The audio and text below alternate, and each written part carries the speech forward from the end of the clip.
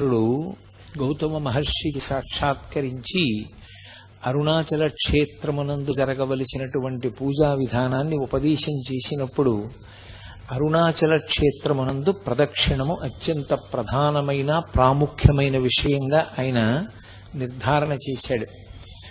ప్రదక్షిణము అన్న మాటని కొంచెం జాగ్రత్తగా పట్టుకునే ప్రయత్నం చెయ్యాలి. ఎందుకంటే మీరు చూడండి, ఎప్పుడైనా ప్రదక్షిణము అన్నదాన్ని వేరుగా వాడరు. ప్రదక్షిణ నమస్కారాలు అంటారు.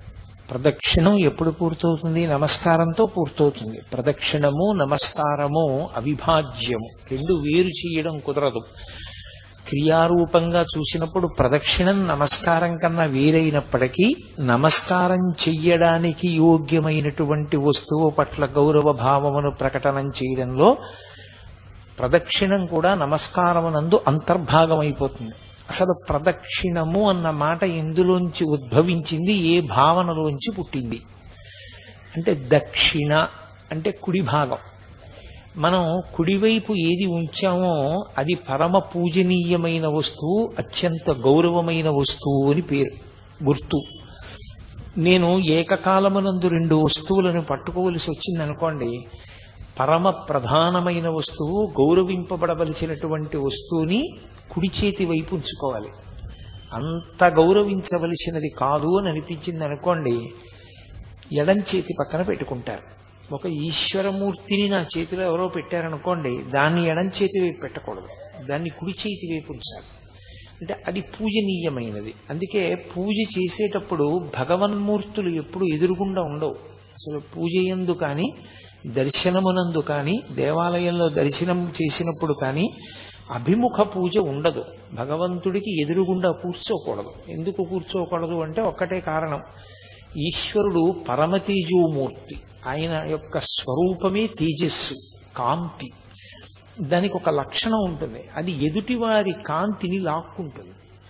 ఆ లక్షణం ఉన్న కారణం చేత ఈశ్వరుడికి అభిముఖంగా కూర్చుని పూజ చేస్తే తేజస్సు క్షీణిస్తుంది. అందుకని అభిముఖ పూజ లేదు. అద్వైత భావన చేత అంతా ఒక్కటైనా కర్మ చేసేటప్పుడు, క్రియ చేసేటప్పుడు భేదం ఉంటుంది. అందుకని ఈశ్వరుణ్ణి కుడి చేతి వైపు ఉంచుకుని తాను కూర్చోవాలి. ఈశ్వరుడు కుడివైపునుంటే తానెటు కూర్చోవాలి? తను ఎప్పుడూ ఆరాధనా సమయమునందు తూర్పు దిక్కుని చూడాలి. తూర్పుని చూస్తూ తాను కూర్చుంటే భగవన్మూర్తులు ఉత్తర దిక్కుగా చూస్తాయి. అప్పుడు పువ్వు పడేటప్పుడు కుడి చేతిని కదిపితే పడుతుంది. ఇలా కుడి చేతి వైపు పళ్ళెంలోంచి పువ్వులు ఇలా అంటున్నారనుకోండి, ఆ పువ్వులు ఈశ్వర మంటపం వైపుకు పడుతుంటాయి, ఈశ్వర పాదముల మీద పడతాయి. ఆయన కుడివైపు ఉంటాడు, మనం తూర్పుని చూస్తూ ఉంటాం. పూజా పరికరములు కుడి చేతి వైపు ఉంటాయి. అసలు ఎడం చేత్తో అందుకోవలసిన అవసరం, ఎడం చేత్తో ముట్టుకోవలసిన అవసరం ఇక ఉండదు. పూజలో ఒక్క కుడి చేత్తోనే చేస్తారు. ఎప్పుడైనా ఏదైనా బరువైనదైతే కుడి చేతితో పట్టుకుని ఎడం చేతి యొక్క బలాన్ని కలుపుతారు తప్ప కుడి చేతితో మాత్రమే ఉపయోగించడానికి కారణం, అవతల ఎవరిని మీరు ఆరాధన చేస్తున్నారో ఆయన పరమ గౌరవనీయుడు. మన జీవితానికి అంతటికీ కూడా ఆయనే ధ్యేయమైన వాడు అని చెప్పడం కోసమని కుడివైపు ఉంచుతారు. మీరు అలా ప్రయత్నం చెయ్యవలసిన అవసరం లేకుండా, అంటే పూజా మందిరం ఏదో మీ కుడి చేతి వైపుకుంది అన్న భావన చెయ్యవలసిన అవసరం లేకుండా మీరు తూర్పుకి తిరిగి కూర్చున్నారనుకోండి, తూర్పుకి తిరిగి కూర్చున్నాడు అంటే సద్భావనతో ఈశ్వరుణ్ణి మనసులో స్మరిస్తూ ఉన్నాడు అని గుర్తు. తూర్పుకి తిరిగి కూర్చుని ఉన్నాడు అనుకోండి, అప్పుడు దక్షిణం. మీరు చూడండి, తూర్పుకి తిరిగితే కుడి చేతి వైపు ఏ దిక్కు అన్నాను అనుకోండి దక్షిణం, ఎడం చేతి వైపు ఉత్తరం, వెనక వైపు పశ్చిమం కదా. దక్షిణం అన్న మాట ఎక్కడి నుంచి వచ్చిందంటే, అలా కూర్చున్నటువంటి వాడి యొక్క కుడి చేతి వైపు హృదయం అంటారు. మనం సాధారణంగా గుండెకి పర్యాయపదంగా హృదయస్థానం ఏది అంటే ఎడం చేతి వైపు చూపిస్తాం. కానీ ఆధ్యాత్మ విద్యయందు హృదయము అన్నది పరమేశ్వరుని యొక్క స్థానము. ఆ హృదయము ఎటువైపు ఉంటుంది అంటే కుడివైపుకు అని నిర్ధారించారు. అందుకే భగవాన్ రమణులు తాబేటి బండ దగ్గర ఆయన ఒకసారి కూర్చుని ఉండగా ఆయనకి ఊపిరి ఆగిపోయింది. ఊపిరి ఆగిపోయి రక్త ప్రసారం అంతా ఆగిపోయింది, శరీరం అంతా నల్లగా అయిపోయి కొయ్యబారిపోయింది. పక్కన కూర్చున్న ఆయన గోలగోల పెట్టేశాడు, రమణ మహర్షి శరీరం వదిలిపెట్టేశాడు. రమణులు మాత్రం సాక్షిగా చూస్తున్నారు ఏమవుతోంది శరీరం అని. ఓ ఇది మృత్యువాత పడింది అని తెలుసుకున్నారు. తెలుసుకున్న తరువాత అహంస్ఫురణం మాత్రం ఇక్కడి నుంచి వస్తోంది. అహంస్ఫురణ అంటే ఈశ్వర స్థానంలోంచి ఉన్నాను అని చూస్తున్న భావన ఇక్కడి నుంచి వస్తోంది. ఒక్కసారి ఇటువైపు నుంచి ఒక కాంతి తీవ్రమైన వేగంతో ఎడం పక్కకి వెళ్ళింది. వెంటనే మళ్ళీ గుండె కదిలి రక్త ప్రసారం అయింది. ఆయన లేచారు. ఇప్పటికీ ప్రదక్షిణ మార్గంలో ఆ తాబేటి బండని చూస్తూ ఉంటారు. రమణ మహర్షికి ఎక్కడ ఈ అనుభవం కలిగిందో ఆ ప్రదేశానికి ఆ పెద్ద బండకి తాబేటి బండ అని పేరు. కాబట్టి కుడి చేతి వైపు హృదయస్థానం ఉంటుంది. ఆ హృదయస్థానము ఈశ్వర స్థానము. తూర్పుకి తిరిగి చూస్తున్నప్పుడు కుడి చేతి వైపుకి పరమేశ్వరుడు హృదయస్థానమునందున్నాడు. ప్రత్యేకంగా ఒక పూజా మందిరాన్నో ఒక మూర్తినో మీరు పెట్టవలసిన అవసరం లేదు. అలా పెట్టవలసిన అవసరం లేకుండానే పరమ పూజనీయుడైనటువంటి పరమాత్మ ఇక్కడే ఉంటాడు, కుడి చేతి వైపుకు ఉంటాడు. అందుకని దక్షిణం కుడివైపు అయింది. వామభాగం ఎడమ చేతి వైపుకు వచ్చింది. ఇప్పుడు ప్రదక్షిణం అంటే ఏది పరమ పూజనీయమైన ప్రదేశమో, ఏది అత్యంత గౌరవనీయమైనదో దానిని మీ కుడి చేతి వైపుకి ఉంచుకుని మీరు కదిలితే ప్రదక్షిణం అంటారు. ఎందుచేత కదిలేటప్పుడు మీరు తిరుగుతున్నప్పుడు అది మీ ఎడం చేతి పక్కకి ఎప్పుడూ రాకూడదు, అది మీ కుడి చేతి వైపునే ఉండాలి. ప్రదక్షిణం అన్న మాటకు అర్థం ఏంటంటే మీరు దాని ఎందున్నటువంటి అపార గౌరవము చేత మీరు మీ కదలికల యందు ఆ వస్తువు మీ కుడి చేతి వైపున మాత్రమే ఉండేటట్లుగా చూసుకుంటే మీరు ప్రదక్షిణం చేశారు అని పిలుస్తారు. ప్రదక్షిణానికి సంబంధించిన భావన తెలియకుండా, దాని గురించి అసలు ఏమీ తెలియకుండా ప్రదక్షిణం చేశారనుకోండి, అది తప్పని నేను అంటలేదు. కానీ అసలు భావన లేదనుకోండి, మనసులో ఏమీ లేదు, ఉత్తిని తిరుగుతున్నాడు. ఉత్తిని తిరిగితే ఏమవుతుంది, ఎక్కడ ఏం చెయ్యకూడదో అది చేస్తాడు, మాట్లాడతాడు. మధ్యలో ఎందుకు మాట్లాడతాడు, దాని గౌరవం తెలియదు, దాని పవిత్రత తెలియదు, తెలియనప్పుడు మాట్లాడతాడు. కాబట్టి అంత పూజనీయమైన వస్తువుని కుడి చేతి వైపు ఉంచుకుని తిరుగుతున్నప్పుడు మాట్లాడకూడదు. మధ్యలో ప్రదక్షిణం చేస్తూ మాట్లాడాడు అనుకోండి, అప్పుడు అది ప్రదక్షిణం అవ్వదు. అది అందరూ దేన్ని గౌరవిస్తున్నారో అదంత గౌరవనీయమైనదేమి కాదు అని చెప్పినట్లు అవుతుంది. అందుచేత మాట్లాడకుండా తిరుగుతారు. మీరు ఒక దేవాలయానికి ప్రదక్షిణం చేశారు అంటే గుర్తు ఏమిటి, ఇక్కడ మొదలుపెట్టి ఇలా తిరిగి వచ్చాను అనుకోండి ప్రదక్షిణం. నేను ఇలా తిరిగి వచ్చినా నా ఈ స్తంభం నా కుడి చేతి వైపుకే ఉంటుంది తప్ప ఎడం చేతి వైపుకి రాదు. అలా రాకుండా నేను చుట్టూ తిరిగి వస్తే ప్రదక్షిణం చేశాను అంటారు.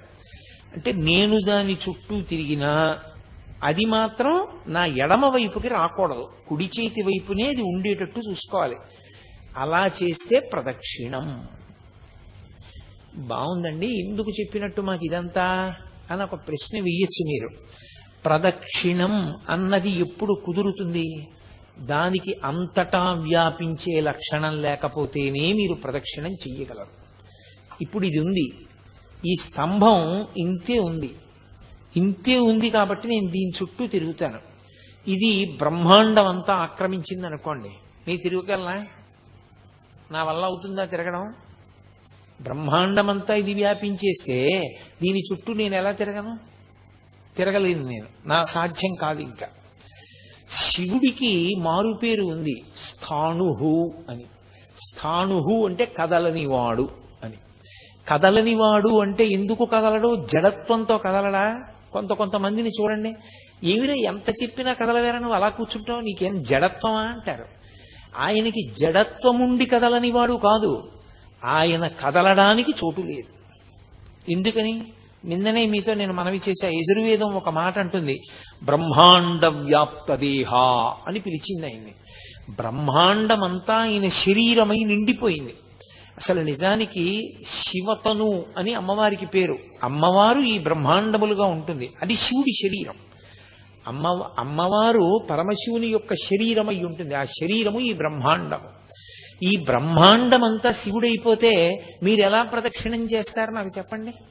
అసలు ప్రదక్షిణం అన్న మాటకు అర్థం ఏమైనా ఉందా? ఇంకా ఎలా తిరుగుతారు? బ్రహ్మాండానికి చుట్టూ తిరగాలి అంటే బ్రహ్మాండానికి ఆవలి మీరు నిలబడాలి.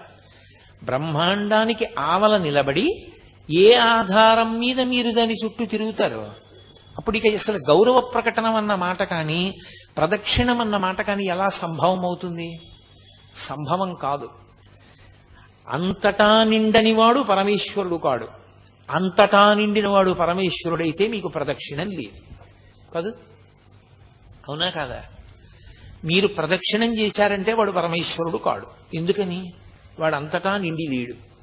మీరు ప్రదక్షిణం చేయలేకపోయారంటే వాడు పరమేశ్వరుడు, అంతటా నిండి ఉన్నాడు. మరి ప్రదక్షిణం మనం ఎలా చేస్తున్నాం? మరి గిరి ప్రదక్షిణం అన్న మాట ఎలా వచ్చింది స్కాంద పురాణంలో? అంటే అసలు ప్రదక్షిణం చేసేటటువంటి వానికి ఉండవలసిన మొట్టమొదటి భావన అది. ప్రదక్షిణం చేసేటప్పుడు 2 చేతులు జోడించి నమస్కరించి ఒక భావన చేస్తారు. ఏమిటా భావన? అంతటా నిండిన పరమాత్మ నేను ఆయన చుట్టూ తిరగడానికి ఆనుకూల్యత వహించి ఒక రూపంగా ఆయన కిందకి దిగొచ్చాడు. తక్కువగా దిగిపోయాడు. ఆయన దిగిపోయి ఇప్పుడు తిరుగు నా చుట్టూ అన్నాడు. ఇప్పుడు తిరుగు నా చుట్టూ అన్నాడు కాబట్టి తిరగగలుగుతున్నారు. లేకపోతే ఎలా తిరుగుతారు? తిరగడం సాధ్యం కాదు. అంతటా నిండిపోయినటువంటి పరమేశ్వరుడు ఒక లింగ రూపాన్ని ధరించాడు. ధరించి తిరుగు నా చుట్టూ అన్నాడు. ఇప్పుడు తిరగగలిగారు. అందుకే భగవాన్ రమణులు కూర్చునుంటే ఒకరు వచ్చి ఆయనకి ప్రదక్షిణం చేశారు. ఏం చేస్తున్నారన్నారు అంటే ఆ రమణులతో ఆయన అన్నాడు, మీకు ప్రదక్షిణం చేశానన్నాడు. మీరు నాకు ప్రదక్షిణం చేయగలరా అన్నారు రమణ మహర్షి. ఆయనకి అర్థం కాలేదు. మీరు నాకు ప్రదక్షిణం చెయ్యగలరా అన్న మాటకు అర్థం ఏమిటో తెలుసా? నేను ఆత్మని, నేను శరీరాన్ని కాను. ఆత్మ అంతటా నిండిపోయింది. నీలో ఉన్న ఆత్మ నాలో ఉన్న ఆత్మ కన్నా భేదం కాదు. కానప్పుడు ఒకటైన వస్తువు తన చుట్టూ తాను ఎలా తిరుగుతోంది? ఎలా ప్రదక్షిణం చేస్తారు? పోనీ మీరు నా వద్ద తెలుసుకోవలసిన వారిగా కొంచెం తక్కువలో ఉన్నారు, నేను ఎక్కువలో ఉన్నాననుకుంటే వ్యోమవత్యాప్త దేహాయ దక్షిణామూర్తయే నమః. ఆకాశమంతా నిండిపోయినటువంటి స్వరూపం లాంటి వాడు గురువు. ఆ గురువు చుట్టూ ఎలా తిరుగుతావు నువ్వు? గురువుకి పరబ్రహ్మానికి అభేదం. గురుర్బ్రహ్మ గురుర్విష్ణు గురుర్దేవో మహేశ్వర గురు సాక్షాత్ పరబ్రహ్మ తస్మై శ్రీ గురవై నమః. మరి ఎలా తిరుగుతాం అంటే ప్రదక్షిణం చేసేటప్పుడు ఉండవలసిన మొట్టమొదటి భావన ఏమి అంటే నా యందు అనుగ్రహంతో అయ్యో వీడు నా చుట్టూ తిరుగుదాం అనుకుంటున్నాడు, నేను బ్రహ్మాండ రూపంగా ఉండిపోతే వీడు నా చుట్టూ ఎలా తిరుగుతాడని సర్వేశ్వరుడు కుదించుకుని ఒక మూర్తి రూపంలోకి వచ్చి నించున్నాడు. వేదాహమేతం పురుషం మహాంతం ఆదిత్యవర్ణం తమసస్తుపారే సర్వాణి రూపాణి విచిత్య ధీరా నామాని కృత్వాభివదన్ యదాస్తే అంటుంది వేదం. ఒక పేరుకి దొరికేటట్టుగా మాంసనేత్రము చేత చూడబడడానికి వీలుగా ఆయన దిగి వచ్చాడు. దిగి వస్తే అప్పుడు ఆయన చుట్టూ మీరు తిరగగలరు. అంటే పరమేశ్వరుడి వ్యాపకత్వం ఎంత గొప్పదో సౌలభ్యం అంత గొప్పది. ఆ సౌలభ్యము ఉంది కాబట్టి మీరు ప్రదక్షిణం చెయ్యగలుగుతున్నారు. ఇప్పుడు ఆ సౌలభ్యాన్ని మీరు ఊహించారనుకోండి, మీకు భగవంతుని యొక్క కారుణ్యము అర్థమై ఆయన పట్ల మీకు ఒక గొప్ప అనుబంధం ఏర్పడుతుంది. ఆ అనుబంధంతో మీరు తిరుగుతున్నప్పుడు అసలు నాకు అవకాశం లేదు, ఆయన అవకాశం ఇచ్చాడు. ఆయన అవకాశం ఇచ్చి తిరగరా అంటే నా దృష్టి ఇంకో దాని మీద పెట్టి ఇంకోటి మాట్లాడుతూ ఎలా తిరుగుతాను, ఎలా అపచారం చేస్తాను? కాబట్టి నేను ఆయన మీదే దృష్టి పెట్టి తిరుగుతాను. అందుకని మౌనం వచ్చింది ప్రదక్షిణల్లో.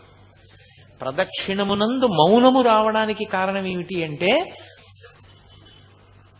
ఆయన అనుగ్రహము ఉన్నది కనుక. ఆయనకి చీకాకు కలిగిందనుకోండి, నా యథారూపాన్ని పొందుతున్నాను అన్నాడు అనుకోండి, ఇక మీకు ప్రదక్షిణం ఏది? అందుకని ఆయన అనుగ్రహాన్ని నిలబెట్టుకోవడానికి మీరు అంత జాగ్రత్తగా ప్రదక్షిణం చెయ్యాలి. ప్రదక్షిణం చేసేటప్పుడు ఒక నియమం చెప్తారు.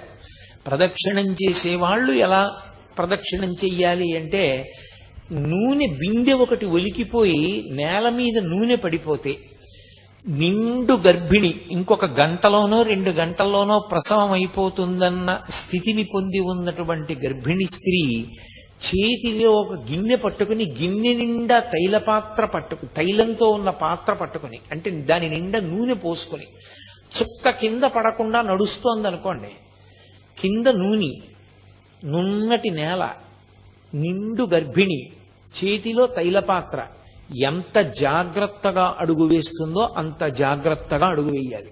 ఎందుకని? లేకపోతే లోపల ఉన్న వాడికి పదఘట్టన ప్రకంపనలు తెలుస్తాయి. అది అపచారమైన పట్ల. ఇప్పుడు ఇందాక నేను గభాలన వేదిక మీదకి వచ్చాను, ఇది ఏమైంది? కింద పడింది.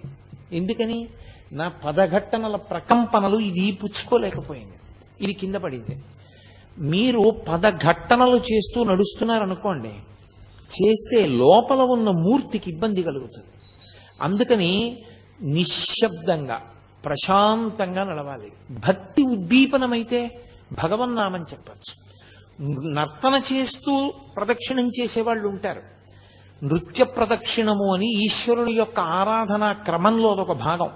నృత్యం చేస్తూ ప్రదక్షిణం చేస్తారు, పాట పాడుతూ ప్రదక్షిణం చేస్తారు, సంగీత వాద్యాన్ని మోగిస్తూ ప్రదక్షిణం చేస్తారు, మౌనంగా ప్రదక్షిణం చేస్తారు. తప్ప లౌకికమైన మాటలు మాట్లాడుతూ ప్రదక్షిణం లేనే లేదు అసలు. కాబట్టి అసలు మాట్లాడుతూ ప్రదక్షిణం చేశాడు అంటే వాడికి ప్రదక్షిణం గురించి ఏమీ తెలియదు అని గుర్తు. ఎందుకు ప్రదక్షిణం చేస్తారు? ప్రదక్షిణం చేయడం దేనికోసం అంటే నమస్కారం చేయడం కోసం. మీరు ఎక్కడ మొదలు పెట్టారో అక్కడికి తిరిగి వచ్చేసేయాలి, తిరిగి వచ్చి నమస్కారం చెయ్యాలి. ఆ నమస్కారం చేసేటప్పుడు పరమేశ్వర మూర్తి తూర్పుని కానీ పశ్చిమాన్ని కానీ చూస్తే మీరు ఉత్తరానికి తిరిగి నమస్కారం చేయాలి. ఒకవేళ ఈశ్వరమూర్తి ఉత్తరాన్ని కానీ దక్షిణాన్ని కానీ చూస్తే మీరు తూర్పుకి తిరిగి నమస్కారం చేయాలి. తూర్పుని ఉత్తరాన్ని తప్ప మీరు నమస్కారం చేసేటప్పుడు మీరు దక్షిణాన్ని పశ్చిమాన్ని చూడకూడదు, చూడకుండా నమస్కారం చేయాలి. అందుకని ప్రదక్షిణ నమస్కారములు అంటారు. ప్రదక్షిణము తర్వాత వచ్చేది నమస్కారం.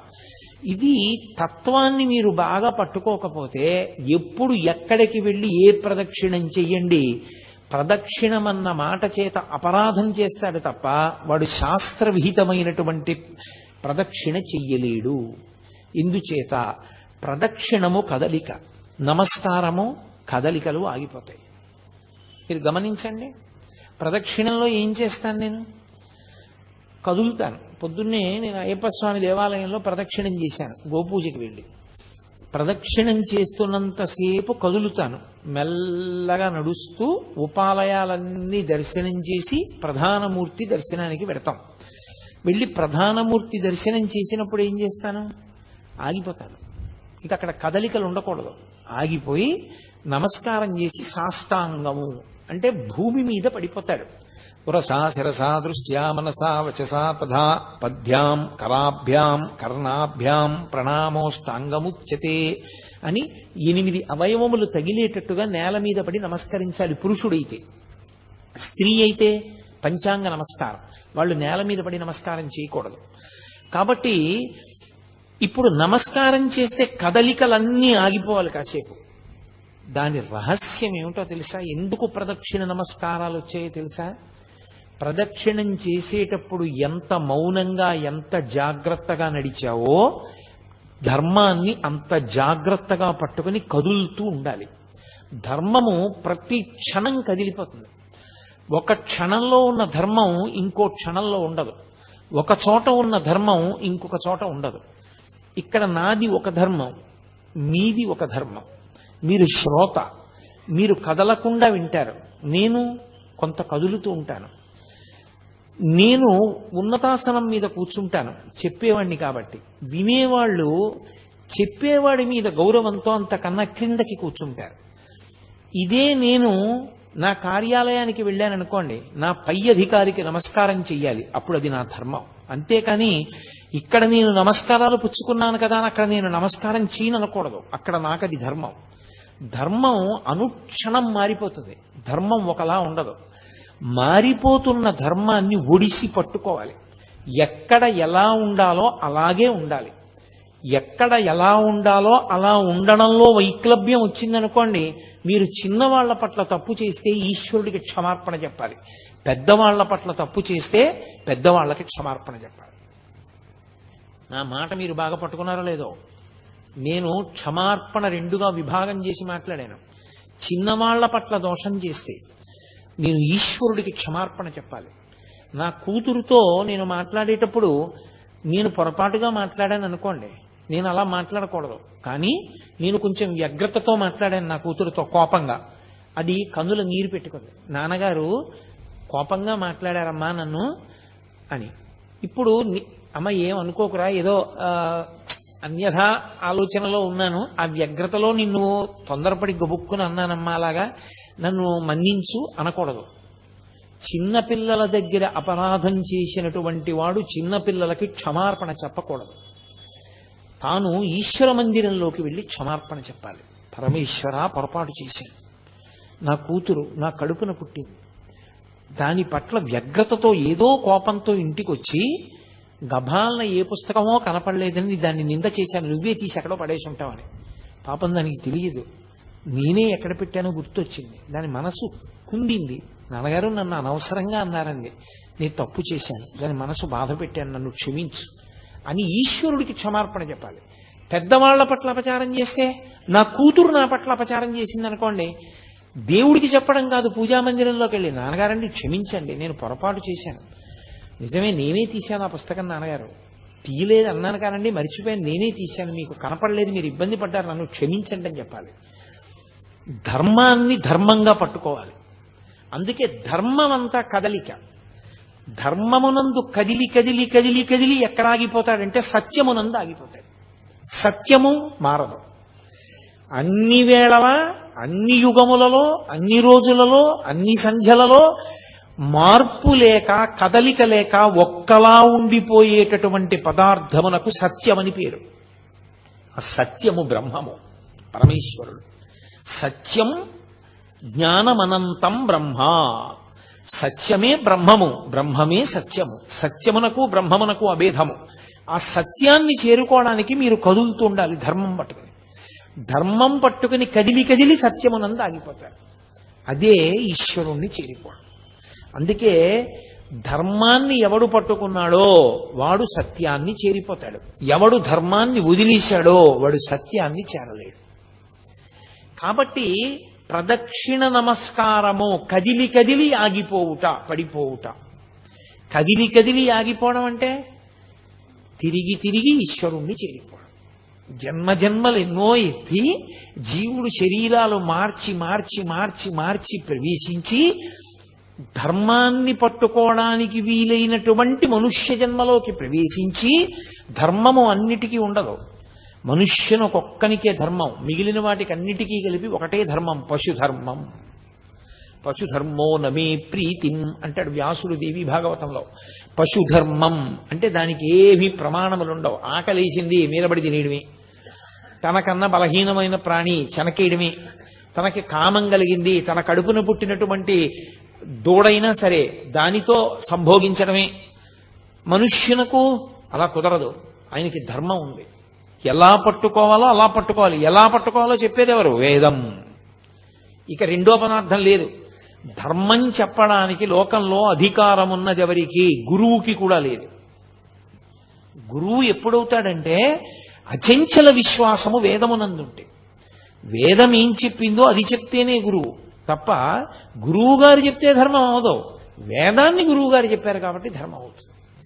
గురువు వేదం ఒక్కటే చెప్తాడు, వేదాంతర్గతమైన విషయమును మాత్రమే గురువు చెప్తాడు.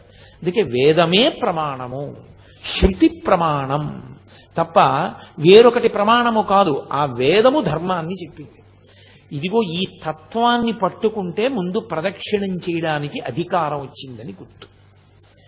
కాబట్టి శివుడు అన్నాడు గౌతమ మహర్షితో, అరుణాచలమునందు ప్రదక్షిణము గొప్పది. ఎందువల్ల? నేను స్థూల శివుడిగా ఉన్నాను, ఇక్కడ నేను ఒక కొండ రూపంలో ఉన్నాను.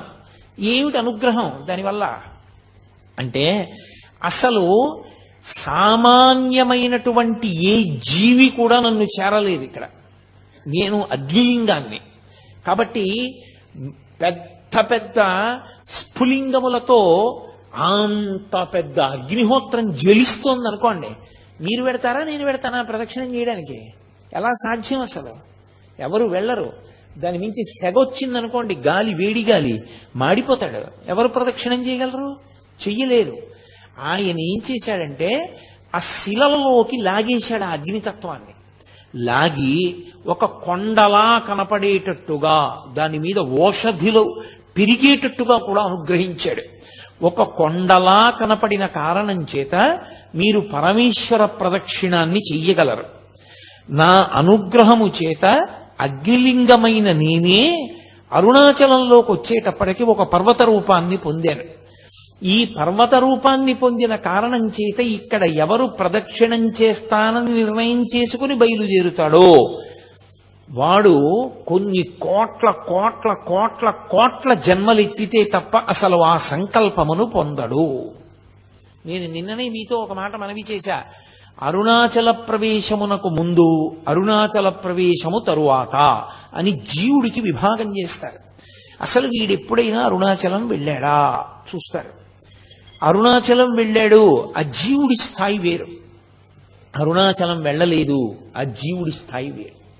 ఇప్పుడు అరుణాచల ప్రవేశం చేశాడు, గిరి ప్రదక్షిణం చెయ్యాలి, ఆ గిరికి ప్రదక్షిణం చెయ్యాలి తాను. ఆ కొండకి ప్రదక్షిణం అంటే శివుడికి ప్రదక్షిణమే. ప్రదక్షిణం అన్న మాటకు అర్థం మీరు బాగా గుర్తుపెట్టుకోవాలి. ఏ బిందువు దగ్గర మీరు బయలుదేరారో తిరిగి ఆ బిందువు దగ్గరికి వచ్చేయాలి. కుడి చేతి వైపుకి మీకు కొండ ఉండాలి, ఉండేటట్టుగా తిరిగి రావాలి. అలా తిరిగి వస్తే దానికి ప్రదక్షిణం అని పేరు. ఆయన అన్నాడు, కలియుగంలో ఈ అరుణాచల పర్వతం చుట్టూ ఎవరు ప్రదక్షిణం చేస్తారో వాళ్ళందరికీ కూడా 100 అశ్వమేధములు 100 వాజపేయములు చేసిన ఫలితం వేస్తాను. అశ్వమేధయాగం అసలు నిజానికి కలియుగంలో లేదు.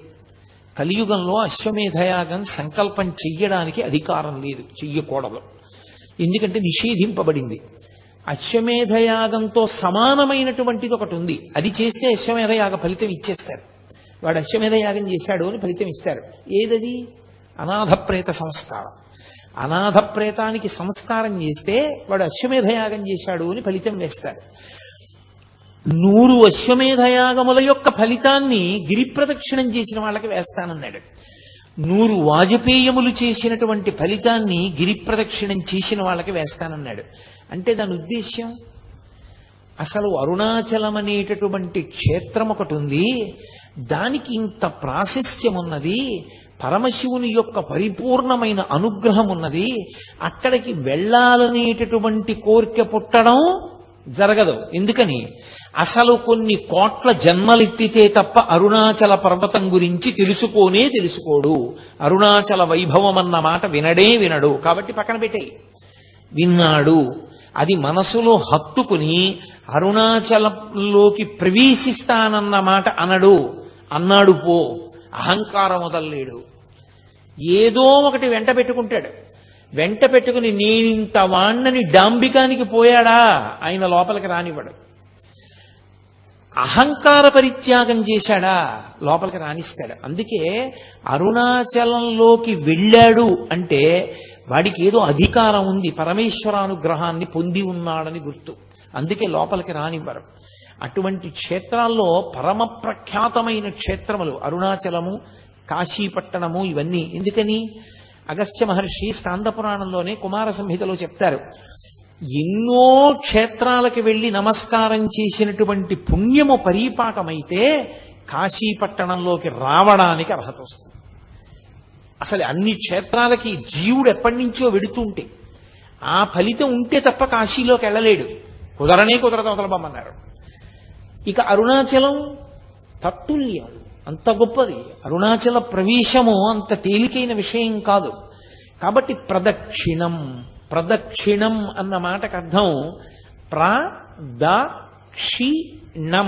స్కాంద పురాణాన్ని ఆధారం చేసుకుని భగవాన్ రమణులు అందరికీ చెప్తూ ఉండేవారు. ఎవరు అరుణాచలం వెళ్ళినా రమణుల దర్శనానికి వెళ్ళేవారు. ఆయన అనేవారు, మీరు గిరి ప్రదక్షిణం చేశారా అని అడిగేవారు. చెయ్యలేదు, వెళ్ళండి గిరి ప్రదక్షిణం చెయ్యండి అనేవారు. కొంతమందితో ఆయన గిరి ప్రదక్షిణం చేశారా అంటే వెడుతున్నాం అనేవారు. ఓ 2 గంటలు అయినప్పటికీ మళ్ళీ కనపడేవారు. వెళ్ళారా? వెళ్ళొచ్చేసామండి అనేవారు. ఎలా వెళ్ళారు? 14 మైళ్ళు. ఎలా పెడతారు అంత తొందరగా అంటే గుర్రబండి మీద వెళ్ళామండి అనేవారు. ఆయన నవ్వి అనేవారు, ప్రదక్షిణ ఫలితం గుర్రాందా మీదా అనేవారు. ప్రదక్షిణం గుర్రం చేసింది, నువ్వు గుర్రం మీద ఎక్కి కూర్చున్నావు, నీకెక్కడి నుంచి వస్తుందా ఫలితం? రాదు. కాబట్టి నువ్వు నడిచి వెడితే నువ్వు ప్రదక్షిణం చేసినట్టు. ఒకానొకప్పుడు ధర్మకేతు అని ఒక మహారాజు, ఆయన గుర్రం మీద ప్రదక్షిణం చేస్తుంటే ఆ గుర్రం బడలిపోయి కింద పడిపోయింది. పడిపోయి అది అంతర్ధానం అయిపోయింది. ఇదేడు గుర్రం అంతర్ధానం అయిపోయింది అనుకున్నాడు. ఆ గుర్రం ప్రదక్షిణం చేసిన కారణం చేత పరమేశ్వరుడు దాన్ని తన గణములలో ఒక గణానికి ఆధిపత్యం ఇచ్చాడు. అది కైలాసానికి వెళ్ళిపోయింది. అశరీర వాక్కు విని ఆ ధర్మకేతు బుద్ధి తెచ్చుకొని తాను కూడా ప్రదక్షిణం చేసి ఒక గణానికి ఆధిపత్యాన్ని పొందాడు పరమశివుడి దగ్గర. అరుణాచలంలో గిరి ప్రదక్షిణం అంటే అంత గొప్పది. మహర్షి అందుకే ఒక మాట చెప్తుండేవారు, నం. ప్ర అంటే అరుణాచలము అంటే పరమశివుడే. కాబట్టి ఆ శివునికి ప్రదక్షిణం చెయ్యడంలో పాపములు కాలిపోతాయి. ఈ మాటని మీరు కొంచెం జాగ్రత్తగా అర్థం చేసుకోవాల్సిమండి. శాస్త్రంలో ఒక లక్షణం ఉంది, పాపము పరిహారమగుట అన్న మాట ఉండదు. పాపాలు పోవడం అన్నది ఉండదు. మీరు ఒకసారి పాపం చేశారనుకోండి, మీరంటే మనం అనుకోండి, నేను ఏదో ఉపన్యాసం చెప్తున్నాను కాబట్టి మీరు అంటూ ఉంటాను, ఒకరిని ఉద్దేశించి మాట్లాడేటప్పుడు అలా అనడం స్వాభావికమైన విషయం. అంతేగాని అది మీరందరూ పనికిమాలిన వాళ్ళు, నేను ఒక్కడిని పనికొచ్చేవాడిని అని కాదు దాని ఉద్దేశం. ఇన్ బిట్వీన్ ది లైన్స్ అంటారు, అర్థం బద్ధం లేకుండా అలా అర్థం చేసుకోకూడదు ఉపన్యాసాన్ని. మీరంటే నేను కూడా అందులో మనం అని మాట్లాడడం అన్ని వేళలా సాధ్యం కాకపోవచ్చు. ప్రదక్షిణం చేయడంలో పాపనాశనము అన్న మాటకి గొప్పతనం ఎందుకు వచ్చిందంటే, ఒక పాపం చేస్తే ఆ పాపం పోదు, అది అలా ఉంటుంది. అది అలా ఉండి ఫలితాన్ని ఇస్తుంది.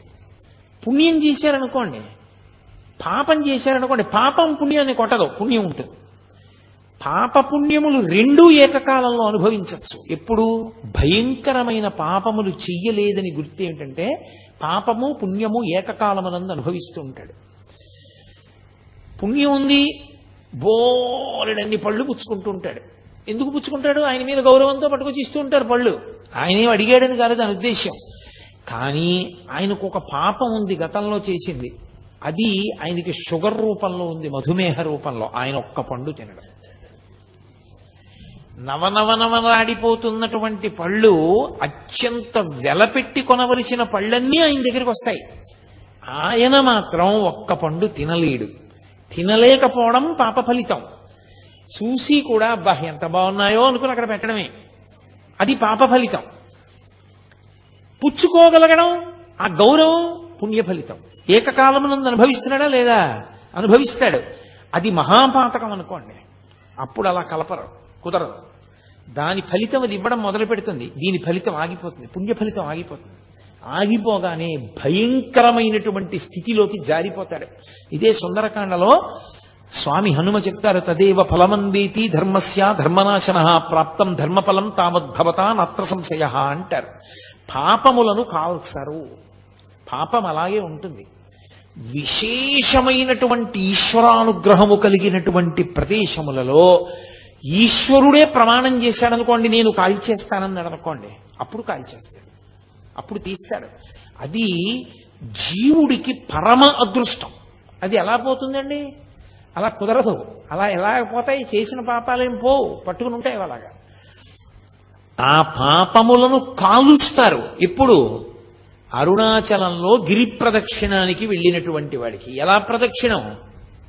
నేను ఇందాక చెప్పినట్టు ప్రదక్షిణం చేస్తే, భగవన్నామం చెప్తూ వెడితే, నృత్యం చేస్తూ వెడితే, మహానుభావులు 1000 కన్నా ఎక్కువ మార్లు అరుణాచలానికి శరీరాన్ని నేల మీద పడేసి దొర్లిస్తూ పొర్లు దండాలు పెడుతూ ప్రదక్షిణాలు చేసిన వాళ్ళు ఉన్నారు.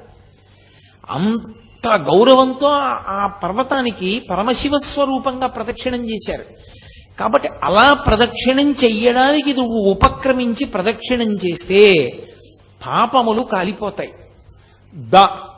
పాపము ప్రతిబంధక స్వరూపం.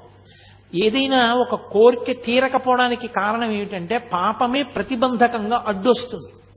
ఇప్పుడు చూడండి, కొంతమంది కాశీ వెడదాం అనుకుంటారు, పాపం అన్నీ సిద్ధం చేసుకుంటాడు, ఇంకా రేపు కాశీ వెడదామనగా ఇవాళ ఏదో ప్రతిబంధకం వస్తుంది, వాడికి దాంట్లోంచి బయటికి రాలేడు, అందులో కాశీ ప్రయాణం ఆపేసుకుంటాడు.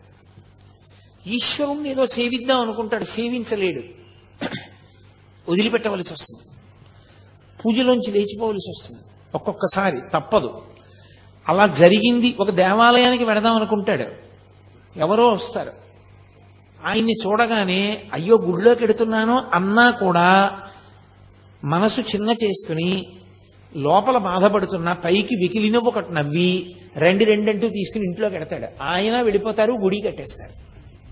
అంత పరమపావనమైన తిథి నాడు దేవాలయానికి వెళ్ళడం లేదు.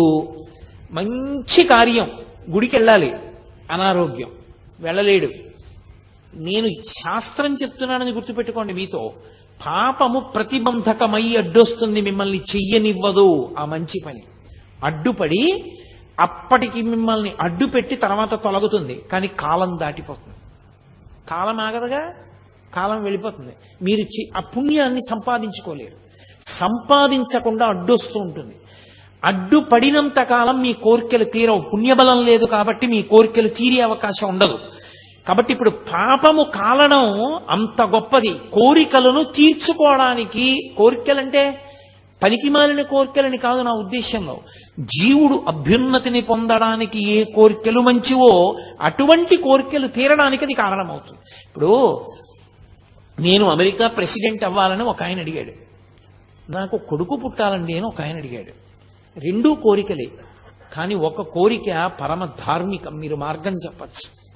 అయ్యా మీకు కొడుకు పుట్టలేదా, ఓ పని చేయండి, మీకు సంతానం లేకపోతే ఫలానా దేవాలయాన్ని ఆశ్రయించండి అని చెప్పచ్చు. ఎందుకని?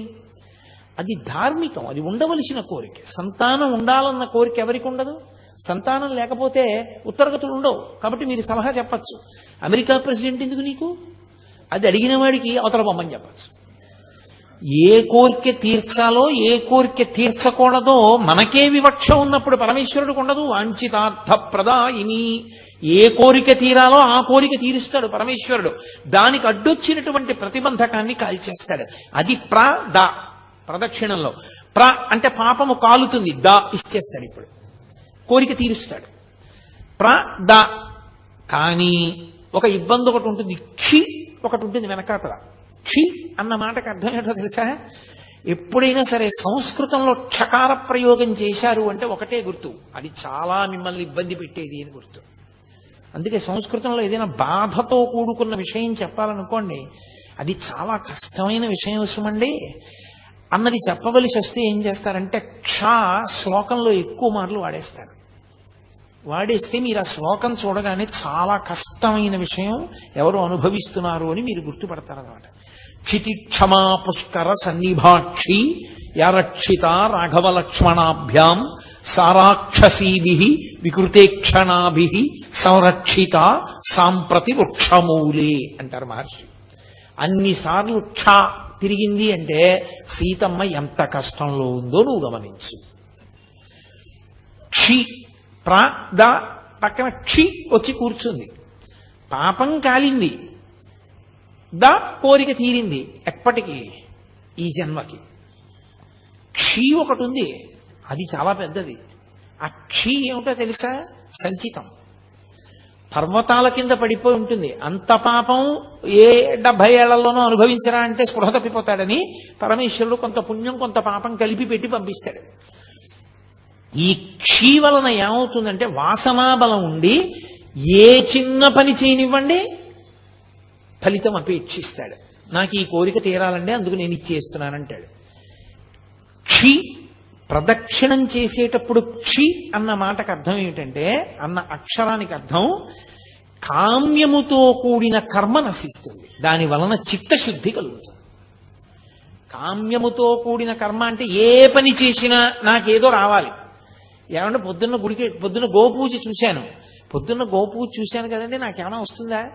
వెంటనే ఓ 10 రూపాయలు కలిసి వచ్చేస్తాయా అని అడిగాను అనుకోండి, ఏమవుతుంది? 10 రూపాయలు ఇచ్చేశారు, పరమేశ్వరుడు 10 రూపాయలు అలాగో అలా కలిసి వచ్చేటట్టు చేశాడు.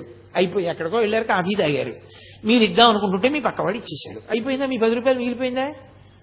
చాలా. ఓ గోపూజ చూసిన ఫలితం ఓ 10 రూపాయలే. అదే ఎందుకు ఆ దిక్కుమాలిన ఫలితం? మీకు ఏం చేసుకుంటాం దాంతో? కామ్యముతో కూడిన కర్మలు చేయుట, ఇది చాలా ప్రమాదకరమైన విషయం. నేను చెప్పినంత తేలిక కాదు సుమండి. మీరు చూడండి, పుణ్యకర్మయే మీరు చేస్తూ వెళ్ళారనుకోండి, రోజు పుణ్యమే, వాడు ఏమి తప్పు చేయడు. కానీ మనస్సులో మాత్రం ఓ కోరిక, ఈ పుణ్యం అంతా నేను అనుభవించాలి, ఈ పుణ్యం అంతా అనుభవించాలి. ఇంత పుణ్యం చేసేసాడు, విపరీతంగా చేసేసాడు, చచ్చిపోయాడు, అయిపోయింది, ఈ శరీరం పడిపోయింది. ఏం చేయాలి పరమేశ్వరుడు? ఆ పుణ్యం నన్ను అనుభవింపచేయి, నా పుణ్యం అనుభవింపచేయి, ఆ పుణ్యానికి ఫలితం అని అడిగాడా? అడిగాడు కాబట్టి ఆ పుణ్యం అంతా అనుభవింపచేయాలా?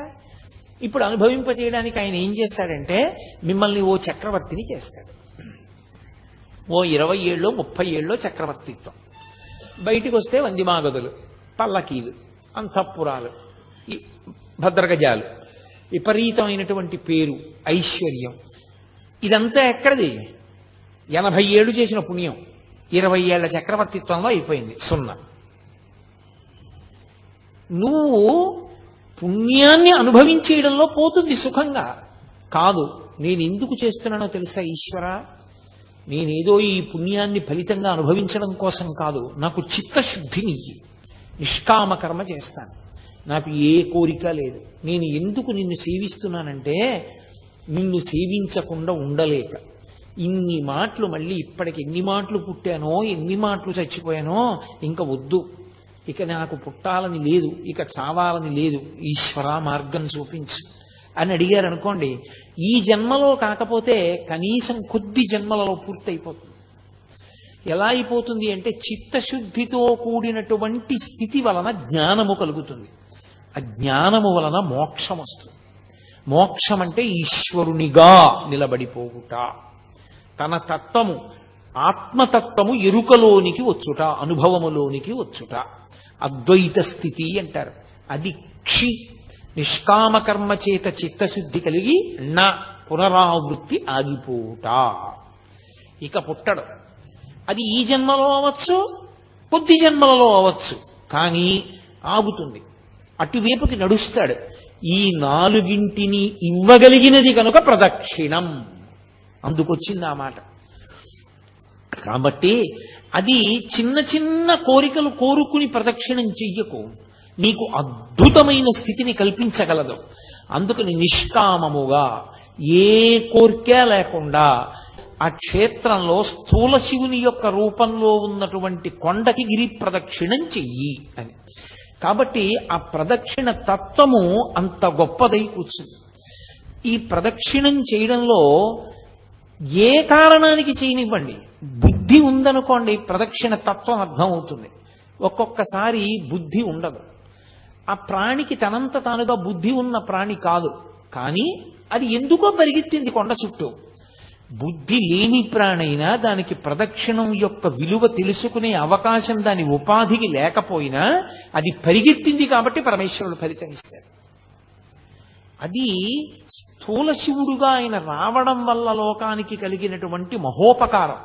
అలా ఆర్తి కలిగిన వాళ్ళకి చిన్న చిన్న విషయాల దగ్గర నుంచి పెద్ద పెద్ద విషయాల వరకు ఆయన అనుగ్రహించాడు ఆ ప్రదక్షిణ తత్వంలో. అందుకే కామ్యమునందు కూడా మీకు ప్రత్యేకంగా కోరి ప్రదక్షిణం చెయ్యక్కర్లేదు.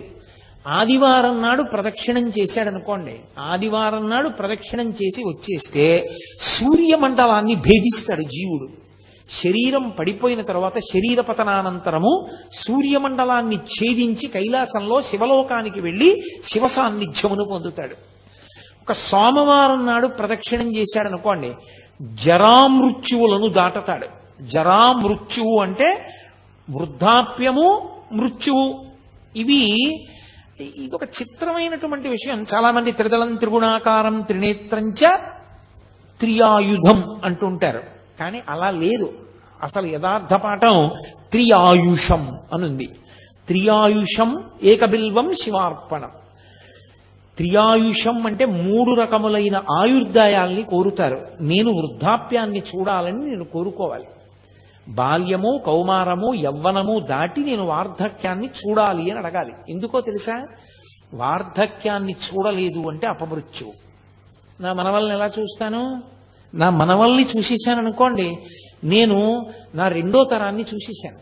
2 తరాలు చూసేశాను అంటే లౌకికంగా నేను నా ఆయుర్దాయం చేత పరిపూర్ణంగా వంశంలో ప్రధానమైన మలుపులు చూసేశాను. ఇప్పుడు నేను వానప్రస్థానికి, ఈశ్వరుణ్ణి చేరుకోవడానికి, తపస్సు చేసుకోవడానికి వెళ్ళవచ్చు, అర్హత పొందుతాను. ముందే పడిపోయిందనుకోండి శరీరం, అసలు ఇంకా కొడుకు లేడు, కొడుకుని చూడలేదు, తను చెయ్యవలసిన కర్తవ్యాలు పూర్తి చేయలేదు, అది అపమృత్యు దోషం అంటారు దాన్ని. అలా పడిపోకూడదు శరీరం. కాబట్టి అపమృత్యు దోషం పోవాలి అంటే జరా అంటే వృద్ధాప్యమునందు చింతతో అమ్మో ఇది పడిపోతుందేమో, అమ్మో ఇది పడిపోతుందేమో, అమ్మో ఇది పడిపోతుందేమో అని బెంగతో కాకుండా అమ్మో ఇది పడిపోకముందే చేసేయాలనేటటువంటి తాపత్రంతో చెయ్యగలిగినటువంటి స్థితిని పొంది తదనంతరము ఇక మళ్ళీ ఇంకొకసారి చావవలసిన అవసరం ఉండదు. అది ఆఖరి చావు. అంటే ఇంకోసారి పుట్టలని గుర్తు. పుడితే కదా చావడం. అది ఆఖరి వృద్ధాప్యం. ఆ ఆఖరి వృద్ధాప్యం భయంతో ఉండదు. ఆ ఆఖరి వృద్ధాప్యం త్వరతో ఉంటుంది. ఓ జుట్టు తెల్లబడిపోతోంది, 60 వచ్చేసాయి, చేసేయాలి గబగబా మంచి కార్యక్రమాలన్నీ. ఈ పాటి ఓపిక ఉండగా సంధిబంధములు సడలిపోకముందే ఈశ్వరారాధన చేసేయాలి, ఈశ్వరుడిచ్చిన సమయాన్ని సాధ్యమైనంత వెచ్చించేయాలి అని త్వర కలిగి భగవదారాధన యందు మగ్నుడవుతాడు. మగ్నుడై ఆ భావనతో భావనతో భావనతో భావనతో ఉన్న కారణం చేత శరీరం పడిపోతున్నప్పుడు కూడా పటికి బెల్లం తిన్న నోరులా ఆ పారవస్యంతో పడిపోతాడు. పడిపోయిన కారణం చేత భగవంతుని యొక్క స్మరణలతోనే వెళ్ళిపోయాడు కాబట్టి ఇక మళ్ళీ రాడు కాబట్టి ఇక ఇంకొకసారి చావడు, ఇంకొకసారి పుట్టుక లేదు, ఇంకొకసారి మరణము లేదు. అందుకని జరామరణములను దాటాలి అంటే సోమవారం నాడు ప్రదక్షిణం చేయాలి. నువ్వు వేరే ఏమీ అడగక్కర్లేదు. ఏ రోజు ప్రదక్షిణం చేసినా ఫలితమే. ఈ కాలమా ఆ కాలమా అలా ఏం లేదు. మంగళవారం నాడు ప్రదక్షిణం చేస్తే సార్వభౌమత్వము. అయితే నేను ఇక్కడ మీకు ఒక మాట చెప్పవలసి ఉంటుంది. స్వయంగా భగవాన్ రమణులే చెప్పిన మాట. అరుణాచలంలో అరుణగిరికి ప్రదక్షిణానికి మంగళవారము శ్రేష్టము, చాలా మంచిది. మంగళవారం నాడు గిరి ప్రదక్షిణం చేస్తే ఎందుకో తెలుసా? అది అగ్ని కొండ, పావకి సుబ్రహ్మణ్య తత్వం, అది సుబ్రహ్మణ్య క్షేత్రం, శివానుగ్రహం. అక్కడ మంగళవారం నాడు ఉదయం కుజహోర ఉంటుంది. కుజుని యొక్క శక్తిని తగ్గించగలిగిన వాడు సుబ్రహ్మణ్యుడు. మంగళవారం సుబ్రహ్మణ్యానుగ్రహాన్ని ప్రోధి చేస్తుంది. అందుకే మంగళవారం నాడు ప్రదక్షిణం చాలా గొప్పది. సూరి నాగమ్మ గారు ప్రతి మంగళవారం గిరి ప్రదక్షిణానికి వెళ్ళేవారు. అప్పుడు మంగళవారం నాడు ప్రదక్షిణం చేసిన వాడు సార్వభౌముడవుతాడు. సార్వభౌముడవుతాడు అన్న మాటకు అర్థం చక్రవర్తి అంటే రాజ్య పరిపాలనే అనుకోక్కర్లేదు. భక్తి సార్వభౌముడు కావచ్చు, వైరాగ్య సార్వభౌముడు కావచ్చు, జ్ఞాన సార్వభౌముడు కావచ్చు. కాబట్టి మంగళవారం నాటి ప్రదక్షిణం సార్వభౌమత్వాన్ని ఇస్తుంది. బుధవారం నాడు గిరి ప్రదక్షిణం చేసినటువంటి వాడికి అపారమైనటువంటి పాండిత్యం అబ్బుతుంది. పాండిత్యం అంటే ఏవో కొన్ని పద్యాలు కొన్ని శ్లోకాలు చెప్పడం అనుకుంటున్నారేమో, కాదు. పండాహ అంటే భగవంతుని యొక్క జ్ఞానము కలుగుట. భగవద్జ్ఞానము కలగాలి అంటే తనంత తానుగా లోపల పొటమరించాలి అంటే బుధవారం నాడు ప్రదక్షిణం చెయ్యాలి. గురువారం నాడు నియమంగా అరుణాచలానికి ప్రదక్షిణం చేసిన వాడు లోకగురువు అవుతాడు. అంటే జగద్గురు స్థానాన్ని పొందుతాడు. అంతటి మహానుభావుడు అవుతాడు. అంటే బహుశః లోకం కోసం పుట్టిన కారణజన్ముడే తప్ప కర్మ అనుభవించడానికి పుట్టిన జన్మ కాదది. అటువంటి స్థితిని పొందుతాడు. శంకర భగవత్పాదులు, ఒక చంద్రశేఖరేంద్ర సరస్వతి మహాస్వామి వారు, ఒక చంద్రశేఖర భారతీ మహాస్వామి వారు, నృసింహ భారతీ మహాస్వామి వారు, వీళ్ళందరినీ జగద్గురువులు అంటారు. ఆ జగద్గురు స్థానాన్ని అలంకరిస్తాడు. అది గురువారం నాడు జరిగేటటువంటి. ఇక శుక్రవారం నాడు అపార సంపత్తి, ఇహమునందు విశేషమైనటువంటి ఐశ్వర్యాన్ని పొంది అంత్యమునందు విష్ణుపథాన్ని పొందుతాడు. విష్ణుపథం అంటే వైకుంఠం, వైకుంఠాన్ని పొందుతాడు. అది శుక్రవార ప్రదక్షిణ. శుక్రవార ప్రదక్షిణంలో సంపత్తి అన్న మాట నేను వాడినప్పుడు ఎంత డబ్బు వస్తుందండి అని నన్ను అడక్కండి. సంపత్తి అన్న మాటకు అర్థం ఏమిటో తెలుసా? తృప్తి. నాకున్న దాంతో నేను తృప్తిగా ఉండడమే ఐశ్వర్యం. ఐశ్వర్యము అన్న మాటకు అర్థం ఏవో ఉంటే సంతోషం అయితే నీ జన్మలో సంతోషం అన్న మాటకు అర్థమే ఉండదు. ఎన్ని తెచ్చి నీ దగ్గర పెట్టినా నీకు ఇంకా లేనిదోటి ఉంది. నీకు ఏది ఉందో దాన్ని చూసుకుని మురిసిపోవడం నీకు అలవాటైతే నిన్ను మించిన ఐశ్వర్యవంతుడు ప్రపంచంలో లేడు. కౌపీనవంత కలు భాగ్యవంత అంటారు శంకరాచార్యుల వారు. గోచీ పెట్టుకున్న వాడంత ఐశ్వర్యవంతుడు ఎక్కడున్నాడన్నారు. అన్నీ వదిలి చాలని వాడు సంతోషంగా గోచీ పెట్టుకు తిరుగుతున్నాడు. ఇన్ని పట్టు పీతాంబరాలు కట్టుకున్నా ఏదో లేదని వీడు ఏడుస్తూనే ఉన్నాడు. అందుకే చక్రవర్తులు కూడా అన్నీ విడిచిపెట్టిన ఋషుల ఆశ్రమానికి వెళ్ళి కూర్చుని శాంతి పొందేవారు. వాళ్ళు అన్ని విడిచిపెట్టి శాంతి పొందారు. అన్ని ఉండి అశాంతిలో వీడుంటాడు. శాంతి ఐశ్వర్యం. అందుకే మనకి సనాతన ధర్మంలో ఏం చేసినా ఓం శాంతి శాంతి శాంతి అని పూర్తి చేస్తారు. శాంతిని మించిన పరమైశ్వర్యం, తృప్తిని మించిన పరమైశ్వర్యం లోకంలో ఇంకోట్లేదు. నాకు ఈశ్వరుడు ఇది ఇవ్వలేదని ఏడిచేవాళ్ళు చాలా మంది ఉంటారు. నాకు ఈశ్వరుడు ఏమివ్వలేదని అడిగేవాడు కోట్ల కోట్ల మందిలో ఒక్కడే ఉంటాడు. అలా అడగగలగాలి అంటే వాడు నిత్యతృప్తుడై ఉండాలి. వాడు బ్రాహ్మణుడు. వాణ్ణి మించిన బ్రాహ్మణుడు లేడు. అందుకే వ్యాసుడు దేవి భాగవతం చెప్తూ పరమేశ్వరుడు కూడా ఎవరి పాదములకు నమస్కరిస్తాడని అడిగాడు. అడిగి సంతోషోహి ద్విజన్మనాం, నాకు ఇది కావాలన్న కోరిక మనసులో లేకుండా, ఎప్పుడు నాకు అసలు ఏం లేదన్న దాని మీద దృష్టి లేకుండా, నాకు ఈశ్వరుడు ఏమివ్వలేదని మురిసిపోయేవాడు ఎవడున్నాడో అటువంటి బ్రాహ్మణుడి పాదములు కడిగి ఆయన పాదములకు నేను నమస్కారం చేస్తానన్నాడు పరమేశ్వరుడు. కాబట్టి యతీనాం భూషణం జ్ఞానం సంతోషో హి ద్విజన్మనాం ఉద్యమం శత్రుహననం భూషణం భూతిమిచ్చతాం అన్నాడు ఆయన. కాబట్టి అది ఐశ్వర్యం అంటే. కాబట్టి ఇహమునందు సంపత్తి, విష్ణు పథమునందు స్థానము. శుక్రవారం నాడు ఆ గిరికి ప్రదక్షిణం. అలాగే శనివారం నాడు చేస్తే గ్రహపీడా విముక్తి. మీరు ఒక్క మాట చాలా జాగ్రత్తగా జ్ఞాపకం పెట్టుకోవాలి. గ్రహపీడా విముక్తి అన్న మాటకు అర్థం ఏమిటో తెలుసా అండి? ఆ గ్రహం మిమ్మల్ని బాధించడం మానేస్తుంది అని కాదు. మరి ఇంకెందుకండి గ్రహపీడా విముక్తి అని మీరు నన్ను అడగచ్చు. గ్రహములకు ఈశ్వరత్వము లేదు. గ్రహములకు ఈశ్వరత్వం లేదు. అందుకే నేను మీతో ఒక మాట చెప్తాను. ఒక దేవాలయంలో అనేకమైన దేవతామూర్తులు, నవగ్రహ మంటపం, గోపూజ జరుగుతున్నాయి అనుకోండి. మీరు ఏదైనా మరిచిపోవచ్చేమో కానీ గోవుకి ప్రదక్షిణం చేయకుండా మీరు వెళ్ళకూడదు. ఒక దేవాలయానికి ఎదురుగుండా ఒక ఆవు మేస్తోంది అనుకోండి, మీరు గుళ్ళోకి వెళ్ళడం ముఖ్యమా, ఆ గోవుకి ప్రదక్షిణం చేయడం ముఖ్యమా అంటే గుళ్ళోకి వెళ్ళడం కన్నా గో ప్రదక్షిణం ముఖ్యం. మీరు గుళ్ళోకి వెళ్ళి గోవును వదిలేసి వెళ్ళారనుకోండి, ఈశ్వరుడు కూడా అనుగ్రహించాడు. గో ప్రదక్షిణమే గొప్పది. దిలీప చక్రవర్తి వృత్తాంతం లేదు, గోవును దాటిడితే ఏమయ్యాడు? గోవుకి ప్రదక్షిణం చెయ్యాలి. నవగ్రహ మంటపానికి ప్రదక్షిణ వదిలేశారనుకోండి, ఉపద్రవం రాదు. ఎందుకో తెలుసా? గ్రహములకు ఈశ్వరత్వము లేదు. కొంతమంది పొరపాటున శనీశ్వరుడు అంటుంటారు. శనీశ్వరుడు అన్న మాట లేదు. శనైశ్చరుడు. శనైహి చరహ.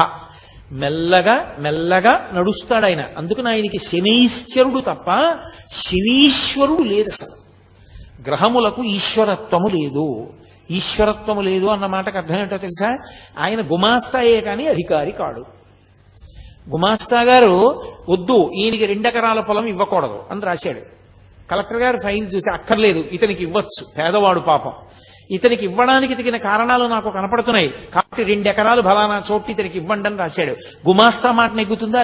గ్రహబాధ విముక్తి అన్న మాటకు అర్థం ఏమిటో తెలుసా?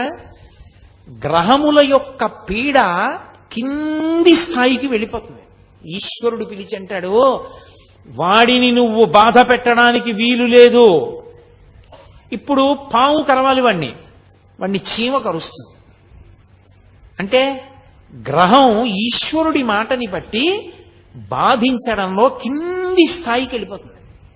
అప్పుడు అసలు మిమ్మల్ని బాధించినట్టు ఉండదు. పాము కరిస్తే పడినటువంటి బాధ వలన పోవలసిన పాపం చీమ కరిచిన బాధని పాము కరిచిన బాధతో సరిపెట్టి పోగొడతారు. కొంతమందిని చూడండి, కారాగారంలోంచి సత్ప్రవర్తన వలన విడుదల చేసేసామంటారు. మనం ఎన్నుకున్న ప్రభుత్వానికే అంత అధికారం ఉంటే పరమేశ్వరుడికి గ్రహములను ఆదేశించడానికి అధికారం ఉండదని మీరు ఎలా అనుకుంటున్నారు? అది గ్రహపీడా విముక్తి అంటారు దాన్ని. అది శనివార ప్రదక్షిణం చేత కలుగుతుంది. కాబట్టి అసలు అరుణాచలానికి వెళ్ళి గిరి ప్రదక్షిణం చేసినటువంటి వాడికి పరమశివుడు గౌతమ మహర్షితో చెప్పిన మాట ఏమిటో తెలుసా? వాడికి ఆయనము, రోజు, ఋతువు, తిథి, నక్షత్రము, వారముతో సంబంధము లేదు ఎప్పుడైనా సరే. అయితే ఈశ్వరుని యొక్క అనుగ్రహము కాలమునందు విశేషమైతే ఉత్తరాయణ పుణ్యకాల ప్రవేశము, అలాగే ఒక గ్రహణ సమయమునందు, అలాగే ఒక పౌర్ణమి తిథి ఎందు, అటువంటప్పుడు ప్రదక్షిణం చేస్తే విశేష ఫలితము సంక్రమిస్తుంది. అది ఒక్కసారి చేసిన అనేక పర్యాయములు చేసిన దానితో సమానమవుతుంది. అది కాలమునందు వచ్చేటటువంటి ఫలితం. ఒక్కొక్క దేశము ఒక్కొక్క కాలము విశేష ఫలితాన్ని ఇస్తాయి. ఎందుకని? మీరు కాశీలో చేసినటువంటి అన్నదానానికి కాకినాడలో చేసిన అన్నదానానికి ఖచ్చితంగా తేడా ఉంటుంది. కాశీయే. కాశీ పట్టణంలో అన్నదానంది ఒకడికి మీరు పెట్టిన అన్నం 1,000,000 మందికి పెట్టినట్టు, కాకినాడలో ఒకరికి పెట్టింది ఒకరికి పెట్టినట్టు. స్థలమునందు గౌరవమే. మీ ఇల్లే ఉందండి, అన్ని మీరు కట్టుకున్న గదులే. కానీ మీరు కట్టుకున్న గదులే అని మరుగుదొడ్లో అన్నం తింటారా? పూజ గదిలో నిద్రపోతారా? పడుకునే గదిలో పడుకుంటారు, పూజ గదిలో పూజ చేస్తారు, మరుగుదొడ్లో కాలకృత్యాలు తీర్చుకుంటారు. మీరు కట్టుకున్న ఇంట్లోనే మీరన్ని పనులు చేయకుండా ఒక పని ఒక చోటే చేస్తున్నప్పుడు పరమేశ్వరుడి చేత నిర్మింపబడిన భూమి యందు ఒక చోట ప్రత్యేకత ఉంటుందంటే ఆశ్చర్యం ఎందుకు? దాని తేజస్సు దాంది. అందుకే దేశము కాలము. కాబట్టి ఆయా కాలముల యందు గిరి ప్రదక్షిణం విశేష ఫలితాన్ని ఇస్తుంది. నేను మీతో ఒక మాట మనవి చేస్తాను నా వ్యక్తిగత అనుభవంతో. ఉత్తరాయణ పుణ్యకాల ప్రవేశం చేసినప్పుడు కనుమ పండుగ నాడు మీరు గిరి ప్రదక్షిణం చేస్తే మీరు ఎంత ఆనందాన్ని అనుభవిస్తారు. ఎందుకో తెలుసా? కనుమ పశు పండుగ. అసలు ఆ రోజున ఆవుల్ని, దూడల్ని, గుర్రాల్ని అన్నిటినీ అలంకారం చేస్తారు. చేసి వాటికి పాయసం వండి పెట్టాలి. అసలు మీరు అరుణాచలం వెళ్ళి కనుమ పండుగ నాడు అరుణాచలేశ్వరుడి దేవాలయానికి వెడితే భళ్ళాల మహారాజు గారు నిర్మాణం చేసినటువంటి పెద్ద నంది ఉంది. ఆ పెద్ద నందికి చిన్న నందికి అలంకారం చేస్తారు. అసలు ఎంత అద్భుతంగా ఉంటుందో. ఇక్కడ మనం శాకాంబరి అలంకారం ఎంత గొప్పగా చెప్తామో కనుమ పండుగ నాడు చేసే నందీశ్వర అలంకారం అలా ఉంటుంది. ఎందరో గతంలో కనుమ పండుగ నాడు ప్రదక్షిణం చేస్తుండేవాళ్ళం. ప్రతి ఇంటి ముందు గొబ్బిళ్లే.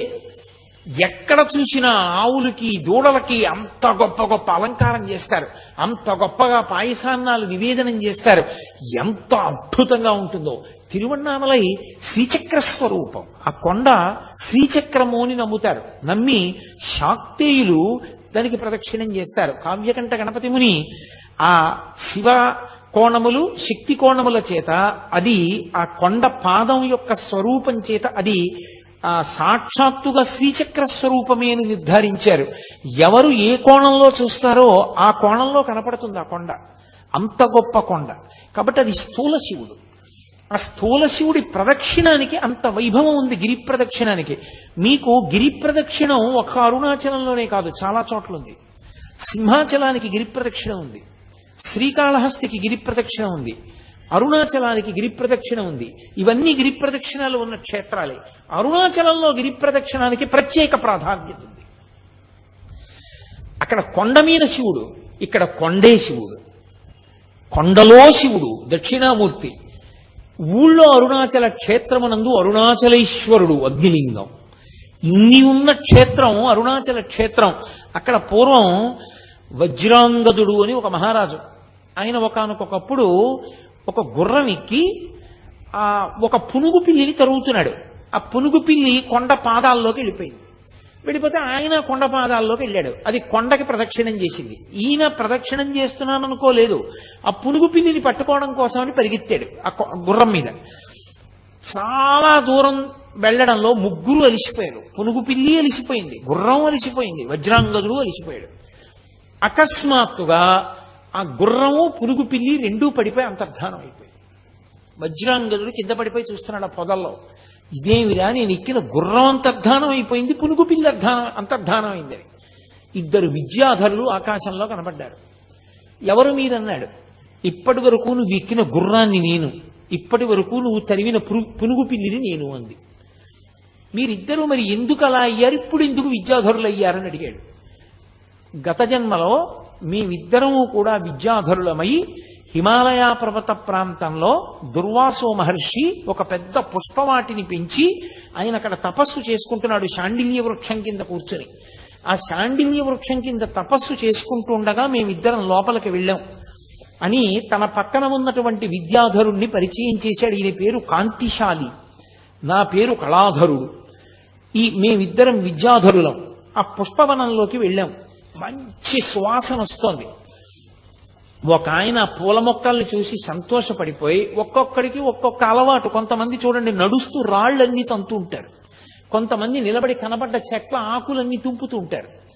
అలా ఆయన పూదోట దగ్గర నించుని భూమి ఆ మట్టినంతటినీ కూడా కాలుతో తంతున్నాడు.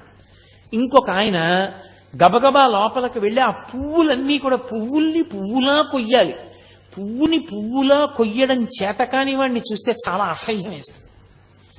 ప్రపంచంలో అత్యంత అసహ్యకరమైన పూజ ఏదో తెలుసా? పువ్వుని పట్టుకుని రేకులు విప్పేసి పూజ చేయడమే. అంతకన్నా దారుణమైన పూజ లోకంలో ఇంకోటి లేదు. అసలు వాడు వెంటనే పూజలోంచి తీసేయాలి. వాడు పనికిరాడు పూజకి. హృదయ సౌకుమార్యం లేనివాడు, సత్వగుణం లేనివాడు పూజకి ఎలా పనికొస్తాడు? ఒక గులాబీ పువ్వుని పరమేశ్వరుడు ఎంత అందంగా నిర్మాణం చేశాడు. అంత అందంగా ఈశ్వరుడు నిర్మిస్తే దాన్ని పట్టుకుని ఇలా చిదిమేసి ఆ రేకులు తీసి పడేసేటటువంటి వాడు వాడు చేసేది. వాడు పూజా భంగం చేస్తున్నాడు వాడు. అందుకే పూజ యందు పువ్వు రేకులు విప్పి పూజ చేయడం నిషిద్ధ కర్మ. ఎవ్వరి మీదన్నా పువ్వుల రేకులు చల్లడం, పువ్వుల రేకులు వెయ్యడం, పువ్వుల రేకులు కింద పడడం, పువ్వుల్ని తొక్కడం, పూలు రేకులు విప్పి పూజ చేయడం, ఇవన్నీ దుష్కర్మాలు. ఎప్పుడూ చేయకూడదు అలాంటి తప్పు పనులు. ఎవడడిగాడు నీ దగ్గర ఎక్కువ పువ్వు లేకపోతే ఒక్క పువ్వు వేయి ఈశ్వరుడి మీద చాలు. ఎవడు నిన్ను రెక్కలు విప్పి ఆ రేకులన్నీ తీసుకొచ్చి పూజ చేయడం ఏంటి? అసహ్యకరమైన విషయం తప్పది. ఎప్పుడూ చేయకూడదు అలాంటి తప్పుడు పనులు.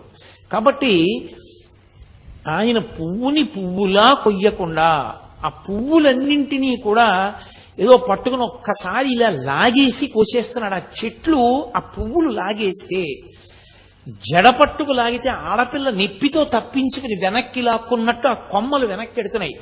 ఈ చప్పుడికి దుర్వాస మహర్షి కళ్ళు తెరిచాడు. భూమిని తన్నకూడదు నిష్కారణంగా. ఒకడు పదఘట్టన చేస్తున్నాడు, ఒకడు పువ్వులు కోస్తున్నాడు. ఆయన వెంటనే ఆగ్రహోదగ్రుడయ్యాడు. మహాత్ములకు అసహ్యం వేసింది అంటే వాళ్ళ భావన సౌకుమార్యం, వాళ్ళ భావన సంపత్తి చేత అసహ్యం వేస్తుంది అవతల వాళ్ళని చూస్తే. అందుకని చిన్న కారణానికి కోపగించుకున్నారని అనకూడదు.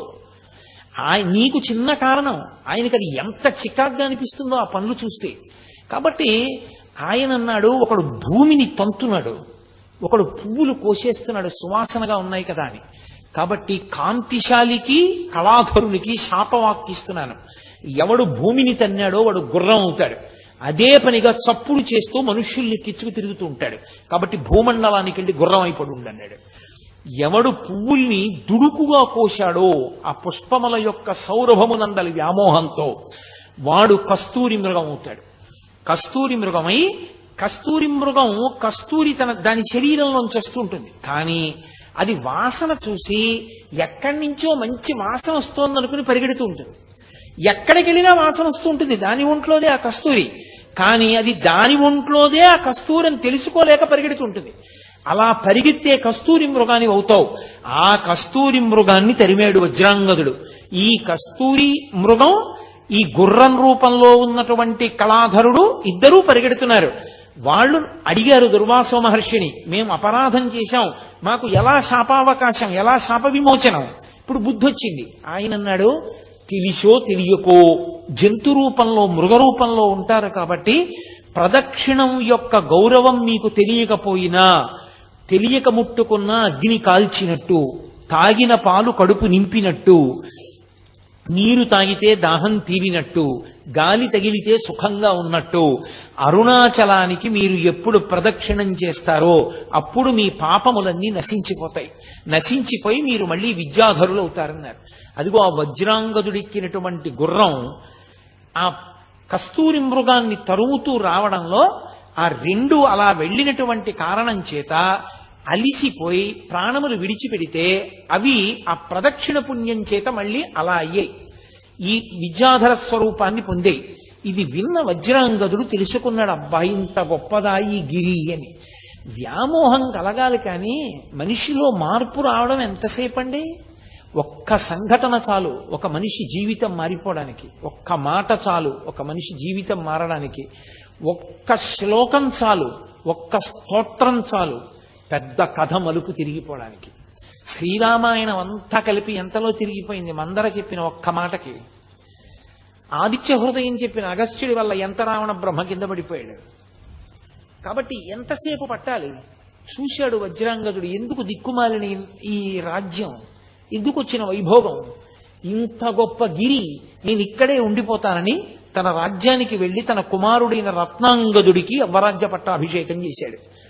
పట్టాభిషేకం చేసి తిరిగి వచ్చేసి తాను ఆ అరుణాచల పర్వతంలోనే ఉండిపోయి అక్కడ తన రాజ్యం నుండి సమస్త సంభారములు తెప్పించి ప్రతి పౌర్ణమి నాడు జ్యోతిని వెలిగించి చక్కగా ఆ కర్పూరంతో కలిసినటువంటి జలముల చేత సుగంధభరితమైనటువంటి పదార్థముల చేత శివలింగానికి అభిషేకం చేస్తూ చందన చిర్చితుణ్ణి చేస్తూ పరమశివుణ్ణి ఆనందంగా జీవితం గడుపుతుంటే అగస్త్య మహర్షి వచ్చి వజ్రాంగదుని యొక్క స్థితిని చూసి మురిసిపోయారు. అబ్బా, నీకు ఎంత భక్తి వచ్చిందిరా, ఎంత మారిపోయావురా నువ్వని. పరమశివుడు ప్రత్యక్షమయ్యాడు. నువ్వు ఒకానొకప్పుడు ఇంద్రుడవు, కైలాసంలో ఉన్న నా దగ్గరికి వచ్చి అధిక్షేపించావు, ఆ కారణం చేత నువ్వు భూలోకంలోకి వచ్చి మనుష్యునిగా పుట్టావు. కానీ గత జన్మలలో చేసుకున్నటువంటి పుణ్యకర్మ పరిపాకము వలన ఇప్పుడు అరుణాచల వైభవం నీకు తెలిసింది. కాబట్టి ఇక్కడే ఉండి నువ్వు ఇలాగే నన్ను ఆరాధన చేస్తూ ఉండు, నా యందు ఐక్యమవుతావు అన్నాడు. వజ్రాంగదుడు అరుణాచలంలోనే నివాసం ఉండి అరుణాచలంలో ఉన్నటువంటి శివుణ్ణి, అరుణాచలాన్ని, అరుణాచల పర్వతం అనక్కర్లేదు, అరుణాచలం అంటే చాలు, అచలం అంటే పర్వతము. కొంచెం తేలికగా దృష్టిలోకి వెళ్ళడానికి 2 పర్యాయాలు వాడ్డం, నిజానికి అలా వాడక్కర్లేదు. కాబట్టి అరుణాచలం యొక్క వైభవాన్ని తెలుసుకున్నవాడై ఆయన ఆ అరుణాచల క్షేత్రమనందు ఈశ్వరారాధన చేసి తుట్టతుటకు పరమేశ్వరుని యందు ఐక్యమైపోయాడు. ఏం చాడ్విక్ అని రమణ మహర్షి దగ్గర శిష్యుడు ఒక ఆయన ఉండేవారు. రమణ మహర్షి ఎవరిని నా శిష్యులని చెప్పలేదు. ఆయన అంతేవాసి, విదేశాల నుంచి వచ్చాడు. ఆ కారణం చేత ఆయన బూట్లు లేకుండా నడవలేడు. ఆయన గిరి ప్రదక్షిణానికి బయలుదేరాడు. ఏమో భగవాన్లు ప్రదక్షిణం చేయమంటారు, ప్రదక్షిణం చేస్తానని బూట్లతో ప్రదక్షిణం చేస్తున్నాడు. బాగా చీకటి పడిపోయింది, కటిక చీకటి. ఆ చీకట్లో ఆయన బూటు తెగిపోయింది. ఆ తెగిపోయిన కారణం చేత ఆయన బూట్ లేకపోతే నడవలేడు. ఆయన చతికిల పడిపోయి కూర్చుని ఆ పర్వతం వంక చూసి, భగవన్నేమో ఇది పరమశివుడు అంటారు, నాకేమో బూటు తెగిపోయింది, బూటు లేకుండా నడవలేను, కటిక చీకటి, ఏ ఉపద్రవం వస్తుందోనని ఆ పర్వతం వంక చూసి అరుణాచల శివ, అరుణాచల శివ, అరుణాచల శివ అని అరిచాడు. అంతే. ఆ చెట్లలోంచి ఒక చెప్పులు కుట్టే వ్యక్తి కిందకి దిగొచ్చి, అయ్యా మీ బూటు తెగిపోయిందా, కుట్టేస్తానని బూట్లు కుట్టేశా కొండలోకి వెళ్ళిపోయాడు. అతను కుడుతున్నంతసేపు, కొండలోకి మళ్ళీ వెళ్ళిపోతున్నంతసేపు చాడ్వికి ఆలోచన రాలా, ఇంత చీకట్లో కొండ మించి ఎవరు దిగుతారు పొదల్లోంచి, చెప్పులు కుట్టేవాడు ఎందుకు వస్తాడు, ఎందుకు చెప్పులు కుడతాడు, ఎందుకు మళ్ళీ పొదల్లోకి ఎడతాడని. అతను వెళ్ళిపోయి కనపడ్డం మానేశాక ఆలోచన వచ్చింది, బూట్లు లేకపోతే నడవలేక నేను నమ్మి పిలిచినందుకు పరమశివుడే వచ్చి నా బూట్లు కుట్టాడు. వెంటనే ఆయన కొండవంక తిరిగి కన్నీళ్లతో నమస్కారం చేశాడు. అలాగే ఒక మహానుభావుడు పంగు యోగి అని, ఆయనకి కాళ్ళు లేవు. కాళ్ళు లేకపోతే ఆయన పిరుదుల మీద డేకుతూ గిరి ప్రదక్షిణం చేస్తున్నాడు. ఆ పంచశిఖర దర్శనము అని ఆ పరమేశ్వరుని యొక్క 5 మూర్తులు, పార్వతీదేవి, పరమశివుడు, సుబ్రహ్మణ్యుడు, విఘ్నేశ్వరుడు, నందీశ్వరుడు, పంచశిఖర దర్శనము అని చేస్తారు. ఆ పంచశిఖర దర్శనం దగ్గరికి వెళ్ళేటప్పటికీ ఆయన అక్కడికి వెళ్ళి నమస్కారం చేద్దామని డేకుతున్నాడు. ఎక్కడి నుంచో ముసలాయన వచ్చి ఒక్క తోపు తోశాడు. అరుణాచలానికి ప్రదక్షిణం చేయడానికి అలా డేకుతూ పిరుదుల మీద వెళ్ళాలా, నడవలేవా, లేచి నడు అన్నాడు. అని వెళ్ళిపోయాడు అంతే వేగంగా. ఆయన తెల్లబోయి చూసి నేను నడవడమా అనుకుని పైకి లేచాడు. ఆయన కాళ్ళు వచ్చేసి ఆయన గిరి ప్రదక్షిణం చేశాడు. అలాగే మహానుభావుడు ఒక దొరగారు ఒక ఆయనకి గిరి ప్రదక్షిణం చేస్తున్నప్పుడు కాళ్ళు లేని వాడికి కాళ్ళు వచ్చాయి ఒకప్పుడు. ఆ భక్తి చేత పరమేశ్వరానుగ్రహంగా పొందారు. గిరి ప్రదక్షిణం చేసిన అందరికీ వస్తాయా అంటే, ఆ శక్తి, ఆ భక్తి నీకు ఆ ధృతి ఉన్ననాడు ఫలిస్తుంది. కాబట్టి ఆ గిరి ప్రదక్షిణం ఎన్ని విశేషాలను నిరూపణం చేసి చూపించింది. అంత గొప్ప ప్రదక్షిణం ఆ గిరి ప్రదక్షిణం. అసలు అరుణాచలం ప్రవేశించడం ఒకెత్తైతే, ఆ అరుణాచలానికి ప్రదక్షిణం చెయ్యడం జీవితంలో మహత్భాగ్యం. అందున పరమశివనామం చెప్పుకుంటూ ఆ గిరి ప్రదక్షిణం చెయ్యడం అంటే అదొక గొప్ప అదృష్టం.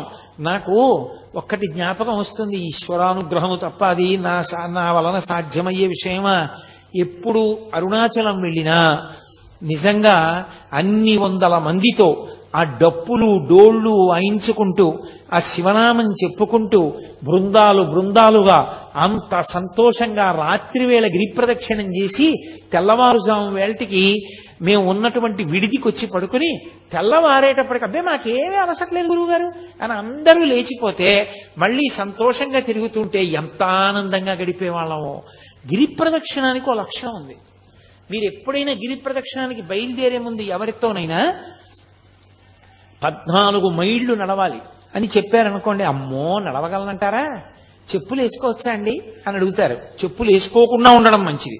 గుళ్ళో ప్రదక్షిణానికి చెప్పులు వేసుకుంటావా అన్నారనుకోండి, అమ్మో చెప్పులు వేసుకోకుండా నడవడమే ఎందుకైనా మంచిది, వెనక నుంచి ఓ కారో ఏదో నడిపించుకుంటూ వస్తాం అంటారు. నిజంగా గిరి ప్రదక్షిణానికి బయలుదేరిన వాడు ఏ అలసట లేకుండా గిరి ప్రదక్షిణం పూర్తి చేసేస్తాడు. పరమ సంతోషంగా పూర్తి చేస్తాడు. ఒక్క కాలే సరిగా ఉండి రెండవ కాలు తోటకూర కాడలా వేలాడిపోయినటువంటి వ్యక్తులు, గట్టిగా 1 మైలు దూరం నడవలేనటువంటి వాళ్ళు కాలు కింద పెట్టి 1 కిలోమీటర్ దూరం లేనటువంటి ఆఫీస్కి ఏదో ఒక వాహనం లేకుండా వెళ్ళలేని వాళ్ళు, నా జీవితంలో నేను 3-4 పర్యాయాలు చూసా వాహనం ఎక్కకుండా 14 మైళ్ళు అటువంటి వాళ్ళు ప్రదక్షిణం చేయడం. అందరికన్నా ముందు నడుస్తూ చేశారు కూడా వాళ్ళు.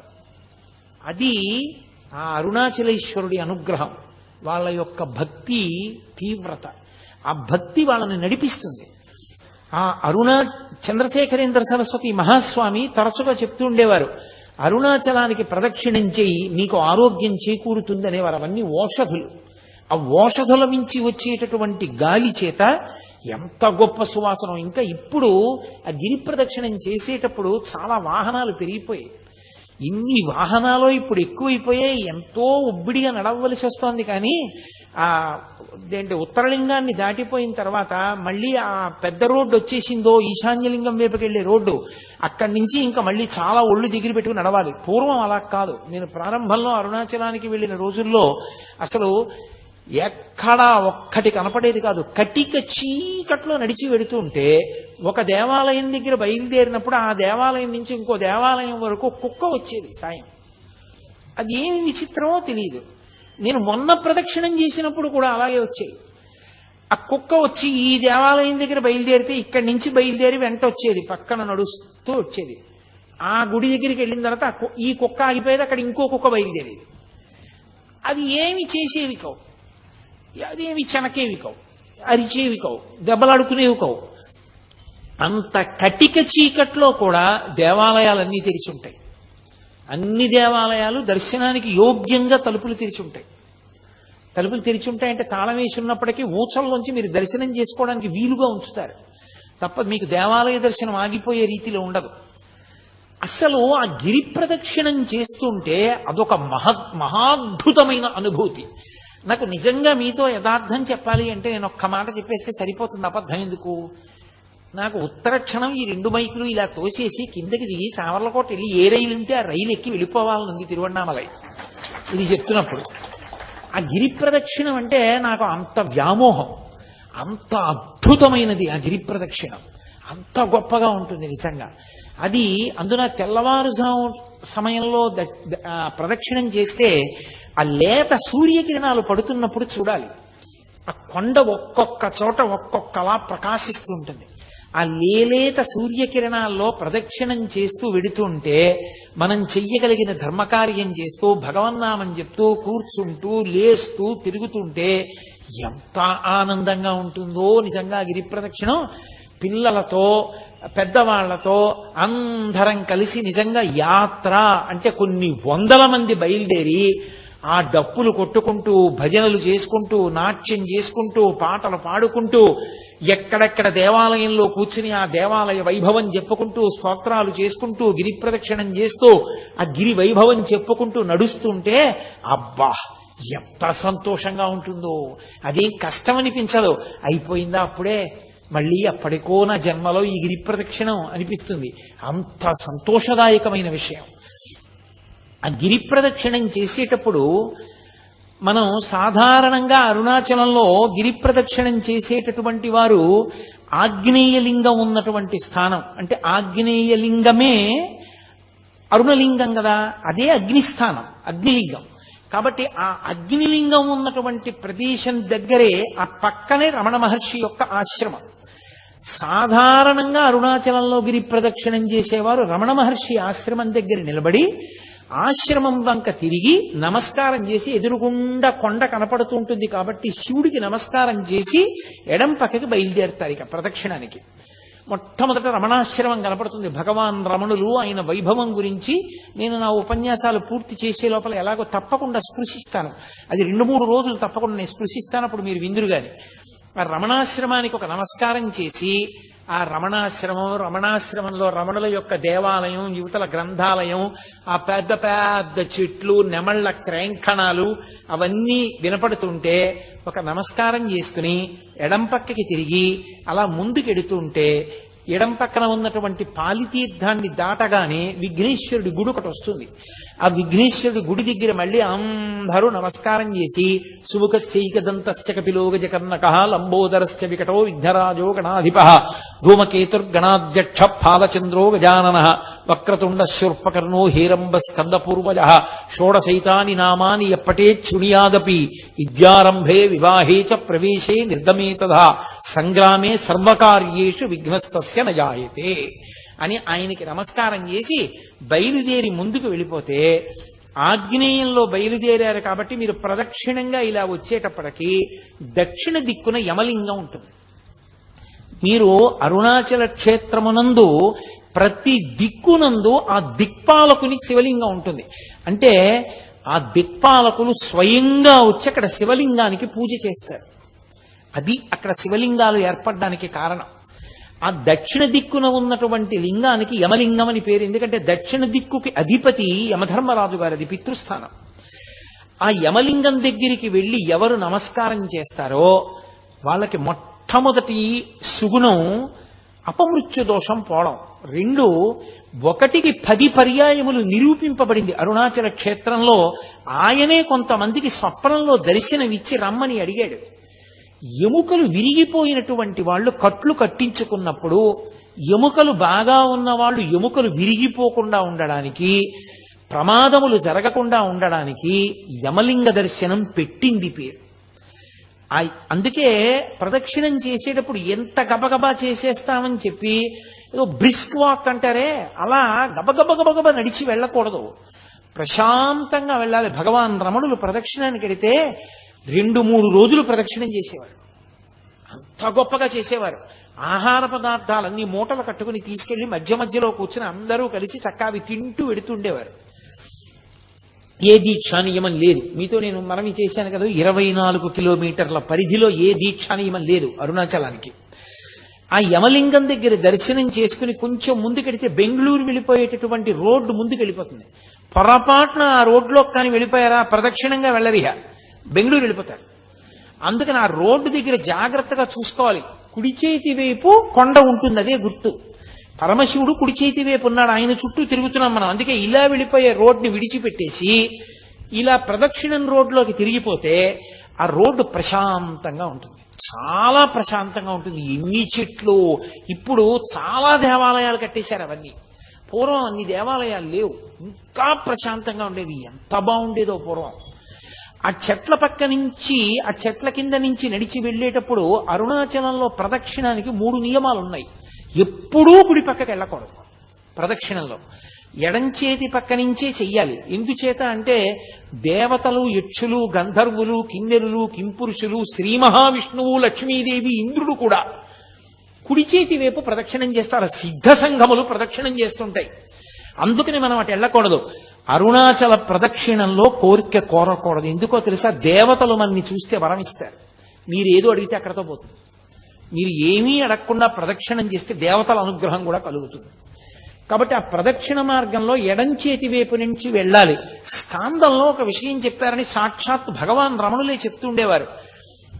అరుణాచల గిరి ప్రదక్షిణం చేసేటప్పుడు ఎవరికైనా దెబ్బ తగిలి కొంచెం నెత్తురు కారితే వెంటనే ఆ నెత్తురు దేంతో తుడుస్తారంటే దేవేంద్రుడి మెడలో ఉండేటటువంటి మందారమాలలో ఉన్న మందార పువ్వుని నలిపి ఆ మందార గంధంతో ఆ మందార ముద్దతోటి కట్టుకడతారు. అది కూడా సాక్షాత్తుగా లక్ష్మీదేవి ఒంటికి రాసుకునేటటువంటి పసుపు తీసి అమ్మవారు అక్కడ ముద్ద పెడుతుంది. నేను దాన్ని ప్రమాణం చేసుకునే నా కూతురు వివాహం చేసేటప్పుడు నా కూతుర్ని పెళ్లి కూతుర్ని చేసినప్పుడు సువాసిని పూజకి అర్హతగా నేను ఆ అరుణాచల గిరి ప్రదక్షిణంలో దెబ్బ తగిలి కించిత రక్తం కారిన ఆవిడ్నే నేను ఆ పూజార్హతగా తీసుకుని ఆవిడికే సువాసిని పూజ చేయించాను కూడా. కారణం ఇది. అంటే కావాలని దెబ్బ తగిలించుకుని కొంచెం నెత్తురు కారేటట్టు చేసుకుని అటువంటి ఉద్ధతితో కూడిన పనులు చేయకూడదు. మన ప్రమేయం లేకుండా దెబ్బ తగిలింది. కాబట్టి అంత గొప్పది ఆ ప్రదక్షిణం. ఆ ప్రదక్షిణంలో వెళ్ళేటప్పుడు అందుకే ఎడమ చేతి వైపు మాత్రమే నడుస్తారు. నడుస్తూ వెళ్ళిపోతున్నప్పుడు ఆ యమలింగాన్ని దాటిపోయిన తర్వాత కొంచెం ముందుకు వెళ్ళిపోతే మనం దక్షిణ దిక్కుని దాటాం కాబట్టి ఇలా వచ్చేస్తే నైరుతి. నైరుతిలో శివలింగం ఉంటుంది. అది రోడ్డు మీద కనపడదు. మీరు కొంచెం లోపలికి వెళ్ళాలి. లోపలికి వెళితే కనపడుతుంది. తెలుగులో బోర్డులు ఉండవు. అదొక పెద్ద ఇబ్బంది. అక్కడ మీకు తేలికగా పట్టుకోవడానికి మార్గం అంటే వెళ్ళని వాళ్ళ సౌకర్యం కోసం నేను ఈ మాట కలుపుతున్నాను. ర్యాంకో సిమెంట్ అని ఎక్కడైనా కనపడితే అక్కడ లింగం ఉందని గుర్తు ఆగాలి మీరు. వాళ్ళ బోర్డ్స్ ఉంటాయి శివలింగం బొమ్మేసి. అప్పుడు భాష రాకపోయినా మీరు గుర్తు పట్టచ్చు. కొంతమంది వెళ్ళి వస్తూ ఉంటారు. అప్పుడు దాన్ని బట్టి మీరు వెళ్ళొచ్చు. కొన్ని చోట్ల అదృష్టం బాగుండి ఇంగ్లీష్లో బోర్డు పెట్టారు. ఒక్కొక్కరి పిచ్చి ఎంతమందికి ప్రాణ సంకటమో అర్థం చేసుకోరు. ఏం చేస్తాం? కాబట్టి అదిగో ఆ నైరుతి లింగం తపోస్థానం. అక్కడ మనసు తొందరగా నిలబడుతుంది. శ్రీశైల పర్వత గుహలో ఎలా నిలబడుతుందో నైరుతి లింగం దగ్గర మనసు అలా నిలబడుతుంది. అంత గొప్ప తపోభూములు అవి. ఆ నైరుతి లింగం దగ్గర కావ్యకంఠ గణపతి ముని కూర్చుని తపస్సు చేశారు. ఆ నైరుతి లింగాన్ని దర్శనం చేసుకుని అలా ముందుకు వెళ్ళిపోతూ ఉంటే కేవలం 8 దిక్కులలో ఉన్న లింగాలే కాకుండా సూర్యలింగం చంద్రలింగం కూడా కనపడతాయి మీకు. ఈ సూర్యలింగం చంద్రలింగం కాకుండా నైరుతిని దాటిపోయిన తర్వాత పశ్చిమలింగం. ఆ పశ్చిమలింగమే ఆది అన్నామలై. అది ప్రదక్షిణం రోడ్లో ఉండదు. ప్రదక్షిణం రోడ్లోంచి మీరు మళ్ళీ కొండ వైపుకి ముందుకు రావాలి. అంటే పశ్చిమ దిక్కుకు వెళ్ళి తూర్పు దిక్కుగా ముందుకొస్తే కొండకి దగ్గరలోనే చాలా పెద్ద దేవాలయం ఉంటుంది. ఆది అన్నామలై అని అది బ్రహ్మగారు ప్రతిష్ఠ చేశారు. ఆ ఆది అన్నామలైలో మీరు ప్రదక్షిణం చేసేటప్పుడు జాగ్రత్తగా గమనించాలి. అక్కడ మీకు బహుబిల్వ వృక్షం కనబడుతుంది. బహుబిల్వం ఆంధ్రదేశంలో మీకు వెంకటాచల దర్శనానికి వెళ్ళినప్పుడు కపిల తీర్థంలో ఉంది. మళ్ళీ శ్రీశైల క్షేత్రానికి వెళ్ళినప్పుడు హాటకేశ్వరంలో ఉంది. మళ్ళీ తిరువణ్ణామలై వెళ్ళినప్పుడు ఆది అన్నామలైలో ఉంది. ఇంకా ఎన్నో చోట్ల ఉండొచ్చు. నేను ప్రముఖంగా వెళ్ళే ప్రదేశాలు చెప్తున్నాను. కాబట్టి ఆ ఆది అన్నామలైలో బహుబిల్వాన్ని మీరు తప్పకుండా చూడాలి. బహుబిల్వం అంటే కేవలం 3 ఆకులతో ఉండదు. ఒక పెద్ద దళం ఉండి 5 దళాలు ఒకే దళానికి ఉంటాయి. 5 3 శాఖలు ఉన్న దళాలు ఒకే దళాన్ని అంటిపెట్టుకుని ఉంటాయి. ఇలాగా అది బహుబిల్వ దళం అంటారు. ద్రవిడ దేశంలో దాంతో శివుణ్ణి ఆరాధన చేస్తారు. విశేష ఫలితం. ఆ బహుబిల్వ వృక్షం పెద్ద వృక్షం ఉంటుంది. అద్భుతమైన దేవాలయం ఆది అన్నామలై. అక్కడ కూర్చుంటేనే భగవాన్ రమణులకు కువలయ యోగి అని ఒక యోగి, ఆ యోగికి ఆ అరుణాచలంలోంచి బ్రహ్మాండమైనటువంటి ఓంకారనాదాలు వినపడేవి. ఆ ఆది అన్నామలై దగ్గర నుంచి మళ్ళీ దాటి ముందుకు వెళ్ళిపోతుంటే భగవాన్ బ్రిడ్జ్ అని ఉంటుంది. భగవాన్ బ్రిడ్జ్ అంటే రమణ మహర్షి ప్రదక్షిణం చేసేటప్పుడు తన అంత్యవాసులందరితో కలిపి ఆ బ్రిడ్జ్ మీద కూర్చుని మళ్ళీ అరుణాచల వైభవం గురించి అవి కొన్ని మాటలు చెప్తూ ఉండేవారు. అందుకని దానికి భగవాన్స్ బ్రిడ్జ్ అని పేరు. అక్కడ ఆగి కొంచెం ముందుకు వెడితే అక్కడ మనకి ఈ మనం నైరుతి ఆగ్నేయంలో బయలుదేరి దక్షిణానికి వచ్చి దక్షిణాన్ని నుంచి నైరుతికి వచ్చి నైరుతి నుంచి పశ్చిమానికి వెళ్ళి పశ్చిమాన్ని నుంచి ఇలా వస్తే వాయవ్యం, వాయవ్యలింగం ఉంటుంది. ఆ వాయులింగాన్ని దర్శనం చేసేటప్పుడే మీకు గమ్మత్తు ఉంటుంది.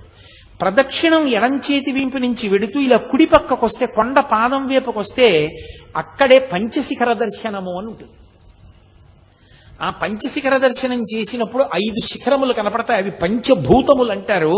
అవే ఇందాక నేను మనవి చేసినట్టుగా పార్వతీ పరమేశ్వర వినాయక సుబ్రహ్మణ్య నందీశ్వరులు 5 శిఖరములుగా ఉన్నారు అంటారు. 5 శిఖరములు చక్కగా వరుస క్రమంలో కూర్చున్నట్లు కనపడతాయి. మీరు రాత్రి ప్రదక్షిణం చేస్తుంటే ఎంత అర్ధరాత్రి వెళ్ళండి, అక్కడ ఉన్న 2 సమాధులు ఉన్నాయి. అక్కడ అవి మహాభక్తులైనటువంటి వారివి. అక్కడికి దగ్గరలో ఉన్న చోట ఒక వ్యక్తి తిరుగుతూ ఉంటాడు. మీరు ఆయన్ని జాగ్రత్తగా గమనించి పిలిచి అడిగితే ఒక పావలా కాసు కూడా ఎవ్వరు అడగరు మిమ్మల్ని. ఆ ప్రదక్షిణం చేసేటప్పుడు ఏ గుళ్ళో ఎవ్వరూ అడగరు. ఆయన అరుణాచలం వైపుకి తిరిగి ఆ పంచశిఖరముల వైపుకి తిరిగి శంఖాన్ని పూరిస్తాడు. మీరు విని తీరాల శంఖనాదం అలా పూరిస్తాడు ఆయన. నేను ఎప్పుడు గిరి ప్రదక్షిణం చేసినా ఆయన కోసం వెతుకుతూ ఉంటాను.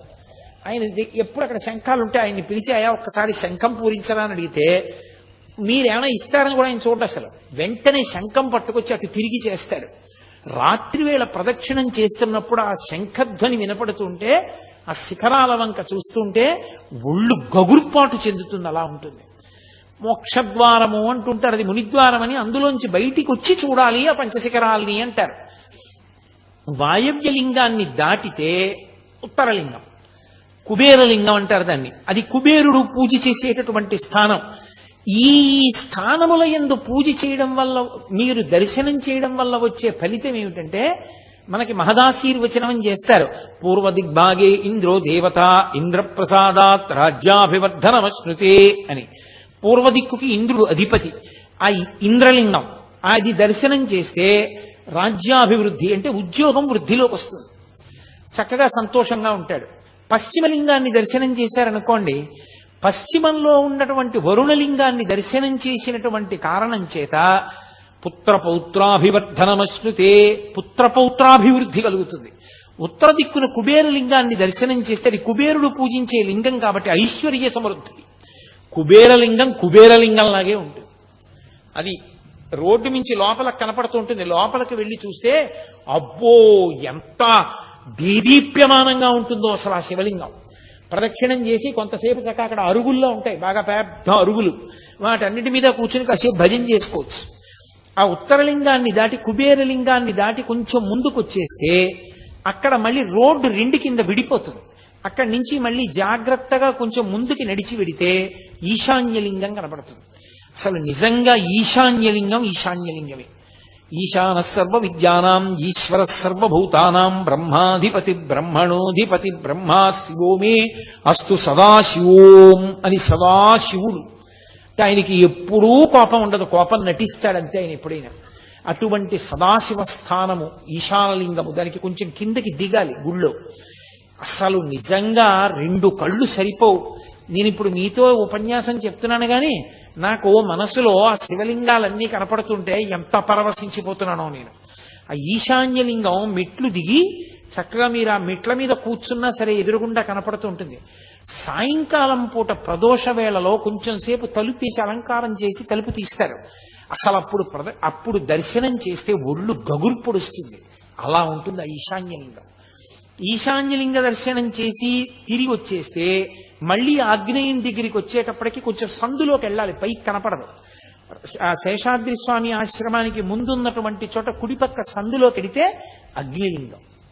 ఆ అగ్నిలింగ దర్శనంతో మళ్ళీ రమణాశ్రమం దగ్గరికి వస్తే ప్రదక్షిణం పూర్తయిపోతుంది. ఈ ప్రదక్షిణ మార్గంలోనే వాయవ్యలింగం దాటుతున్నప్పుడు మనకి మాణిక్యవాచకర్ల మఠం కనపడుతుంది. ఆది అన్నామలై దేవాలయంలో ఇప్పటికీ శైవంలో నాయనార్లలో ప్రముఖ స్థానం వహించినటువంటి మహాపురుషులు అప్పర్, మాణిక్యవాచకర్, జ్ఞాన సంబంధర్, 3 యొక్క మూర్తులు మీకు ఆ దేవాలయంలో కనపడతాయి.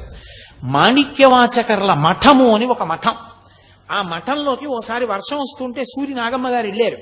వెళ్ళి మరునాడు రమణులను అడిగారు, అయ్యా మాణిక్యవాచకర్ల మఠం ఎందుకు వచ్చింది అని. అప్పుడు చెప్పారు భగవాన్ రమణులు. సూర్య నాగమ్మ గారి లేఖల్లో రాశారు మహాతల్లి. అది మాణిక్యవాచకర్లు మహానుభావుడు. ఆయన పుట్టుకతోటే గొప్ప శివభక్తి తత్పరుడు. ఆయన యొక్క నిజాయితీని, మంచితనాన్ని, శివభక్తిని చూసి పాండ్యరాజు ఆయన్ని తన యొక్క ఆస్థానంలో ప్రధానమంత్రిగా నియమించాడు. పైకి రాజ్యంలో కొలువు చేస్తున్నారు కానీ ఆయన మనసంతా పరమశివ భక్తితో నిండిపోయి ఉండేది. అలా నిండిపోయి ఉన్న కారణం చేత ఒకానొకప్పుడు మహారాజు పిలిచి గుర్రాలు కొని తీసుకురండి అని కొంత పైకం ఇచ్చి గుర్రాలు ఉన్న చోటు ఎక్కడుందో చూసి మంచి గుర్రాలు పట్టండి అన్నాడు. గుర్రాల కోసం వెళ్ళినట్టు ఉంటుంది, శివదర్శనం చేసినట్టు ఉంటుంది, యాత్ర చేసి సద్గురువు పాదాలు పట్టుకోవచ్చు, ఎక్కడో దొరుకుతారు గురువు గారని ఆయన బయలుదేరారు. అలా వెళ్ళి ఆయన ఒక క్షేత్రాన్ని చేరుకున్నారు. చేరుకుని ఆ శివాలయంలోకి వెడుతున్నారు. అక్కడ ఒక విచిత్రమైన విషయం జరిగింది. ఆ ఊళ్ళో ఉన్నటువంటి పిల్లలందరూ అన్నారు, ఇక్కడ మాకు అకస్మాత్తుగా ఎక్కడి నుంచో ఒక పెద్ద ఆయన వచ్చాడు, ఆయన మాకు రోజు పాఠాలు చెప్తూ ఉంటాడు, ఆయన ఏం కోరుకోడు, ఆ చిర్రాకు గల్జేరు రెండు గిల్లి వండి అన్నంలో కలిపి పెడితే తింటాడంతే, ఆయనకి ఇంకేం అక్కర్లేదు. చిర్రాకు గల్జేరు కాలవల పక్కన కూడా మొలుస్తాయి, దానికి పెద్ద ప్రయత్నం ఏం అక్కర్లేదు, అత్యంత తక్కువ స్థాయి ఆకుకూరది, అది తింటుంటాడు. అంటే ఆయన వెతుక్కుంటూ ఆ గుడికి ప్రదక్షిణం చేస్తూ వెళ్ళేటప్పటికీ కృంద వృక్షం కింద దక్షిణామూర్తి కూర్చున్నట్టుగా కూర్చుని ఉన్నాడు ఒక ఆయన. ఆయన్ని చూడగానే మాణిక్యవాచకర్లకు అర్థమైంది, ఈయన పరమశివుడు నా కోసమే వచ్చి కూర్చున్నారు ముందేనని. వెంటనే బట్టలు విప్పేసి గోచి పెట్టుకుని ఆయన ముందు సాష్టాంగం చేసి స్తోత్రం చేశారు. వెంటనే ఆ మహానుభావుడు అన్నాడు, నీకోసమే నేను ముందుగా వచ్చి ఇక్కడ కూర్చున్నానయ్యా, పిల్లలకి పాఠం చెప్పాలన్న మిషతోటి. నీవు ఇక నుంచి నీవు గుర్రాలు కొనడానికి తెచ్చినటువంటి డబ్బుతో ఈ క్షేత్రానికి సేవ చేస్తూ ఈ ఆలయాన్ని వృద్ధిలోకి తీసుకొస్తూ ఇక్కడ ఉండిపో అన్నాడు. మాణిక్యవాచకర్లు అక్కడ ఉండిపోయారు. డబ్బంతా అయిపోయింది, గుర్రాలు లేవు, వెనక్కి వెళ్ళలేదు. ఈలోగా మహారాజు గారు కబురు చేశారు, గుర్రాలు లేవు, నువ్వు రాలేదు, ఏమిటి కథ అని. ఆయన భయపడి రాత్రి పడుకుని పరమశివుడిని ప్రార్థన చేశాడు. కల్లో పరమశివుడు కనపడి, వెలలేని మాణిక్యం ఒకటి ఇచ్చి నీ పట్టుకెళ్లి రాజుకి శ్రావణ మాసంలో మూలా నక్షత్రం నాడు గుర్రాలు వస్తున్నాయని చెప్పు అన్నారు. తీరా నిద్ర లేచి చూస్తే చేతిలో మాణిక్యం ఉంది, పరమశివుడు ఇచ్చిందేనని మాణిక్యం పట్టుకుని పాండ్యరాజు దగ్గరికి వెళ్ళి ఆ మాణిక్యాన్ని ఇచ్చి శ్రావణ మాసంలో మూలా నక్షత్రం నాడు గుర్రాలు వస్తున్నాయన్నారు. మహారాజు నమ్మాడు, సంతోషించాడు. కానీ గూఢచారులు చెప్పారు, ఈయన డబ్బంతా క్షేత్రంలో ఖర్చు పెట్టేశాడండి, ఈయన దగ్గర ఏం లేదు, గుర్రాలు కొనలేదని. రాజుకు ఆగ్రహం వచ్చి మాణిక్యవాచకర్లను తీసుకెళ్లి కారాగారంలో పెట్టాడు. నిజంగా శ్రావణమాసం మూలా నక్షత్రంలో పరమశివుడే ఆ గుర్రాలు అమ్మేటటువంటి వాడి వేషంలో కొన్ని వందల గుర్రాలు తీసుకొచ్చి, మాణిక్యవాచకర్లు మాకు డబ్బు ఇచ్చారు, ఈ గుర్రాలు తీసుకోండి అని రాజుకి ఇచ్చాడు. రాజు పొంగిపోయి, నా గూఢచారులు తప్పు చెప్పారు నాకని మాణిక్యవాచకర్లను విడిపించి సత్కారం చేసి గుర్రాలన్నింటినీ తీసుకెళ్లి మృగశాలలో కట్టాడు, అశ్వశాలలో కట్టాడు. అవి రాత్రి క్రూర మృగాలైపోయి ఉన్న ఏనుగుల్ని గుర్రాలని కూడా తినేసి పారిపోయి. రాజుకి కోపం వచ్చి మళ్లీ మాణిక్యవాచకర్లని బంధించాడు. ఇప్పుడు వైఘై నది పొంగి ప్రవహించి మధురై నగరం మీద పడింది. రాజు ఈ ప్రవాహాన్ని ఎలా ఆపాలి అర్థం కాక ఇంటి ఇంటికి ఒక మనిషి వంతున బయలుదేరి ప్రతి ఇంటి నుంచి ఒక మగవాడు వెళ్లి నదికి ఇదిగో ఇక్కడి నుంచి ఇక్కడ వరకు, ఇక్కడి నుంచి ఇక్కడ వరకు కట్టబోయాలని శాసనం చేశాడు. అందరి ఇళ్ల నుంచి ఒక్కొక్క మగవాడు వెళ్లి కట్టబోస్తున్నాడు. కానీ పిట్టవ్వ అంటారు ఇప్పటికీ, తమిళ దేశంలో ఆవిడ్ని అవయార్ అంటారు, మహాశివ భక్తురాలు. ఆవిడ పాపం కుడుములు వండి వచ్చినటువంటి వాళ్ళకి పెడుతూ ఉండేది, పిట్టువాణి అని పిలుస్తారు ఆవిడ్ని. ఆవిడికి కొడుకులు లేరు, ఎవరు లేరు, ఎవరు పెడతారు కట్టబోయడానికి? ఆవిడ తరపున వెళ్లే వాళ్ళు ఎవరు? కూలి పెట్టుకోవాలి, అంత డబ్బు లేదు. పరమశివుడే ఓ గుణపం పారా పట్టుకుని ఆవిడ ఇంటికి వచ్చి, పిట్టవ్వా నాకు కొంచెం తుంపులు ఎడతావా అని అడిగాడు. తుంపులంటే మీకు గుర్తుందో లేదో మరి, మా చిన్నతనంలో మేము తుంపులు చాలా ఇష్టంగా తినేవాళ్ళం. తుంపులంటే అమ్మ చిన్నతనంలో బజ్జీలు అవి వేస్తుంది కదా, వేసినప్పుడు ఇంతంత శనగపిండి ముద్దలు ఉండిపోయి నూనె అడుక్కెళ్ళిపోతాయి. అడుక్కెళ్ళిపోతే అవి బజ్జీలు చాలా మాటలు వేసి తీసేస్తారు, ఇవి మాత్రం అలాగే ఉంటాయి, నూనెలో ములిగి ఉండి ఎర్రగా తయారవుతాయి. అవి తుప్పులు అంటారు. అవి అమ్మ చిల్లులుగా ఉన్నటువంటి పెద్ద గరిటె పెట్టి ఇలా ఒడ్డుకి తీసి ఆ నూనె ఇలా కిందకి దిగిపోయే వరకు ఇలా అని ఆ తుంపులో పళ్ళెంలో పడేస్తే బజ్జీల కన్నా తుంపులు సంతోషంగా ఒక్కొక్కటి నోట్లో వేసుకుని కరకరా తింటుండేవాళ్ళం. అలా తుంపులు వస్తాయి ఆ కుడుములు వండినప్పుడు. ఆ తుంపులు పెట్టవమ్మా, నాకు కుడుములు అక్కర్లేదన్నాడే. తుంపులు అంటే పనికి మేలినవి, కుడుములు అయితే అమ్ముకుంటే డబ్బు వస్తుంది, నాకు ఆ తుంపులు ఇట్టన్నాడు. ఇంత రాత్రి వేళ తుంపులు ఎక్కడ ఉంటాయిరా నాయన, కుడుములే పెడతాను లేని ఆవిడ కుడుములు వేసింది. అవి ఒక్కటి కుడునట్టు పుణుకులు అనుకోండి, మీకు తేలిగ్గా అర్థం అవడానికి. ఒక్కటి పుణుకు రాలేదు, అన్ని తుంపులు అయిపోయాయి. అది శివవాక్కు. ఆ తుంపులే పెట్టింది. కాసిని తుంపులు తిన్నాడు, కాసిని తుంపులు మూట కట్టుకున్నాడు. వైఘై నదికి నేను పనుపున నేను కట్ట వేస్తానని బయలుదేరాడు. వెళ్ళినవాడు కట్ట వేయడం మానేసి ఆ ఒడ్డున పడుకుని పెద్ద పెద్దగా పాటలు పాడుతూ మిగిలిన వాళ్ళ పనులు పాడు చేస్తున్నాడు. మహారాజు గుర్రం ఎక్కి అందరూ కట్ట వేస్తున్నారో లేదో చూడ్డానికి వచ్చాడు. ఈయనొక్కడే పని చేయట్లేదు. ఇతను పని ఎందుకు చేయట్లేదు, నన్ను చూసి కూడా లేవలేదు, పడుకుని పాటలు పాడుతున్నాడు ఏమిటని అడిగారు. ఏమో మహాప్రభో, పిట్టవాడిని పంపించింది ఈయన పని చేయట్లేదు సరిగదా, పని చేసేవాళ్ళని పాడు చేస్తున్నాడు, వచ్చి ఇలాగే పడుకుని పాటలు పాడుతున్నాడు అన్నారు. పాటలు పాడుకుంటూ పడుకోవడానికి ఆ నది వరదొస్తుంటే అని చెప్పి రాజు కొరడా తెప్పించి ఆయన వీపు మీద దెబ్బలు కొట్టాడు. ఆయన వీపు మీద కొరడాతో కొట్టగానే రాజు వీపు మీద రాజ్యంలో ఉన్నటువంటి జంతువులు, పక్షులు, బల్లులు, కుక్కలు, పిల్లులన్నిటి వీపుల మీద వాతపడింది. అమ్మబాబో, ఇదేదో ఆశ్చర్యంగా ఉంది, ఈయన్ని కొడితే నా వీపు మీద వాతపడి మండుతోందని రాజుగారు ఆశ్చర్యపైన కాళ్ళ మీద పడ్డాడు. అప్పుడు పరమశివుడు, నేను ఈశ్వరుణ్ణి, నాకు పరమభక్తుడైన మాణిక్యవాచకర్ని ఇబ్బంది పెట్టావు, అందుకని నీకు బుద్ధి రావడానికి ఇంత కథ నడిపించవలసి వచ్చింది, వెళ్ళి మాణిక్యవాచకర్ కాళ్ళ మీద పడి ఆయన్ని విడిపించన్నాడు. మరి మీరు పిట్టువాణి పనుపుని ఎందుకు వచ్చారని అడిగారు. ఆమె మహాభక్తురాలు, ఆమెకి కొడుకు లేడు కాబట్టి ఆమె పనుపున కూలి చేయడానికి నేను వచ్చానన్నాడు. ఏమి శివ అనుగ్రహం, ముందు పిట్టువాణిని చూడాలని పరమేశ్వరుడు గబగబా గుర్రం మీద పరిగెత్తాడు. ఆ రాజు ఆ పిట్టువాణి ఇంటికి పరిగెత్తాడు, పరమేశ్వరుడు అంతర్ధానం అయిపోయాడు. తీరా ఈయన పిట్టువాణి ఇంటికి వెళ్ళేటప్పటికీ ఆవిడ కైలాసానికి వెళ్ళిపోతుంది బొద్దితో. చూసి ఆశ్చర్యపోయి అంతఃపురానికి వెళ్ళి మాణిక్యవాచకర్ని విడిపించి ఆయనకి సత్కారం చేసి ఆయనని మళ్ళీ యథోచిత స్థానంలో ఉంచాడు. మహారాజా, రాజ్యం నువ్వేలుకో, నాకెందుకు వచ్చిన ప్రధానమంత్రి పదవి, నేను పరమేశ్వరుణ్ణి స్తోత్రం చేస్తూ ఊరూరా తిరుగుతానని ఆయన ఇందాక నేను చెప్పినటువంటి పంచశిఖరముల దగ్గర నిలబడే అరుణాచల పర్వతం వంక చూసి తిరువెంబావై పాడాడు. తిరుప్పావై అని ధనుర్మాసంలో వైష్ణవులు ఎలా పాడతారో తిరువెంబావై శివాలయాలన్నిటిలో పాడతారు ధనుర్మాసంలో.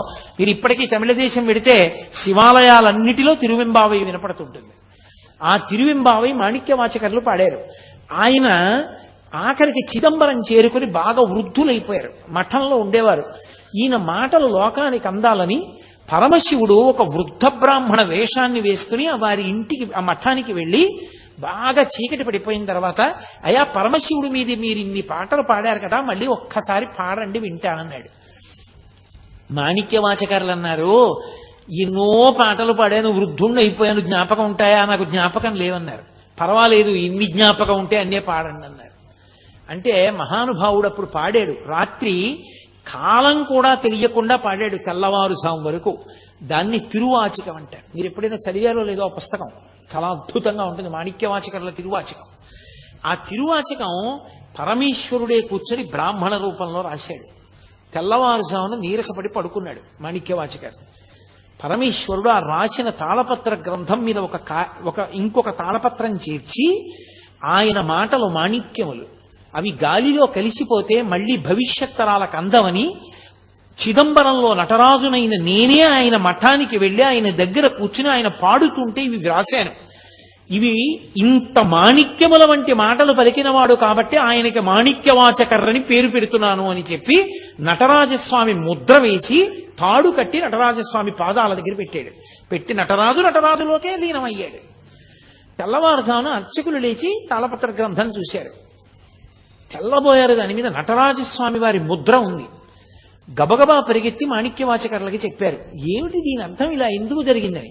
మీకు చెప్తాను రెండని చెప్పి మాణిక్యవాచకర్లు బయలుదేరి చిదంబరంలో నటరాజస్వామి దేవాలయం దగ్గరికి వచ్చి, ఇంత సౌజన్యమా మహానుభావ, నా పాటలు నువ్వు రాశావా, ఎంతటి సులభుడవయ్యా అని పరమశివుణ్ణి స్తోత్రం చేసి కన్నీళ్లతో ఆయన్ని వేడుకుంటూ ఉండగా ఆయనలోని జ్యోతి చిదంబరంలో నటరాజస్వామిలో ఐక్యమైపోయింది.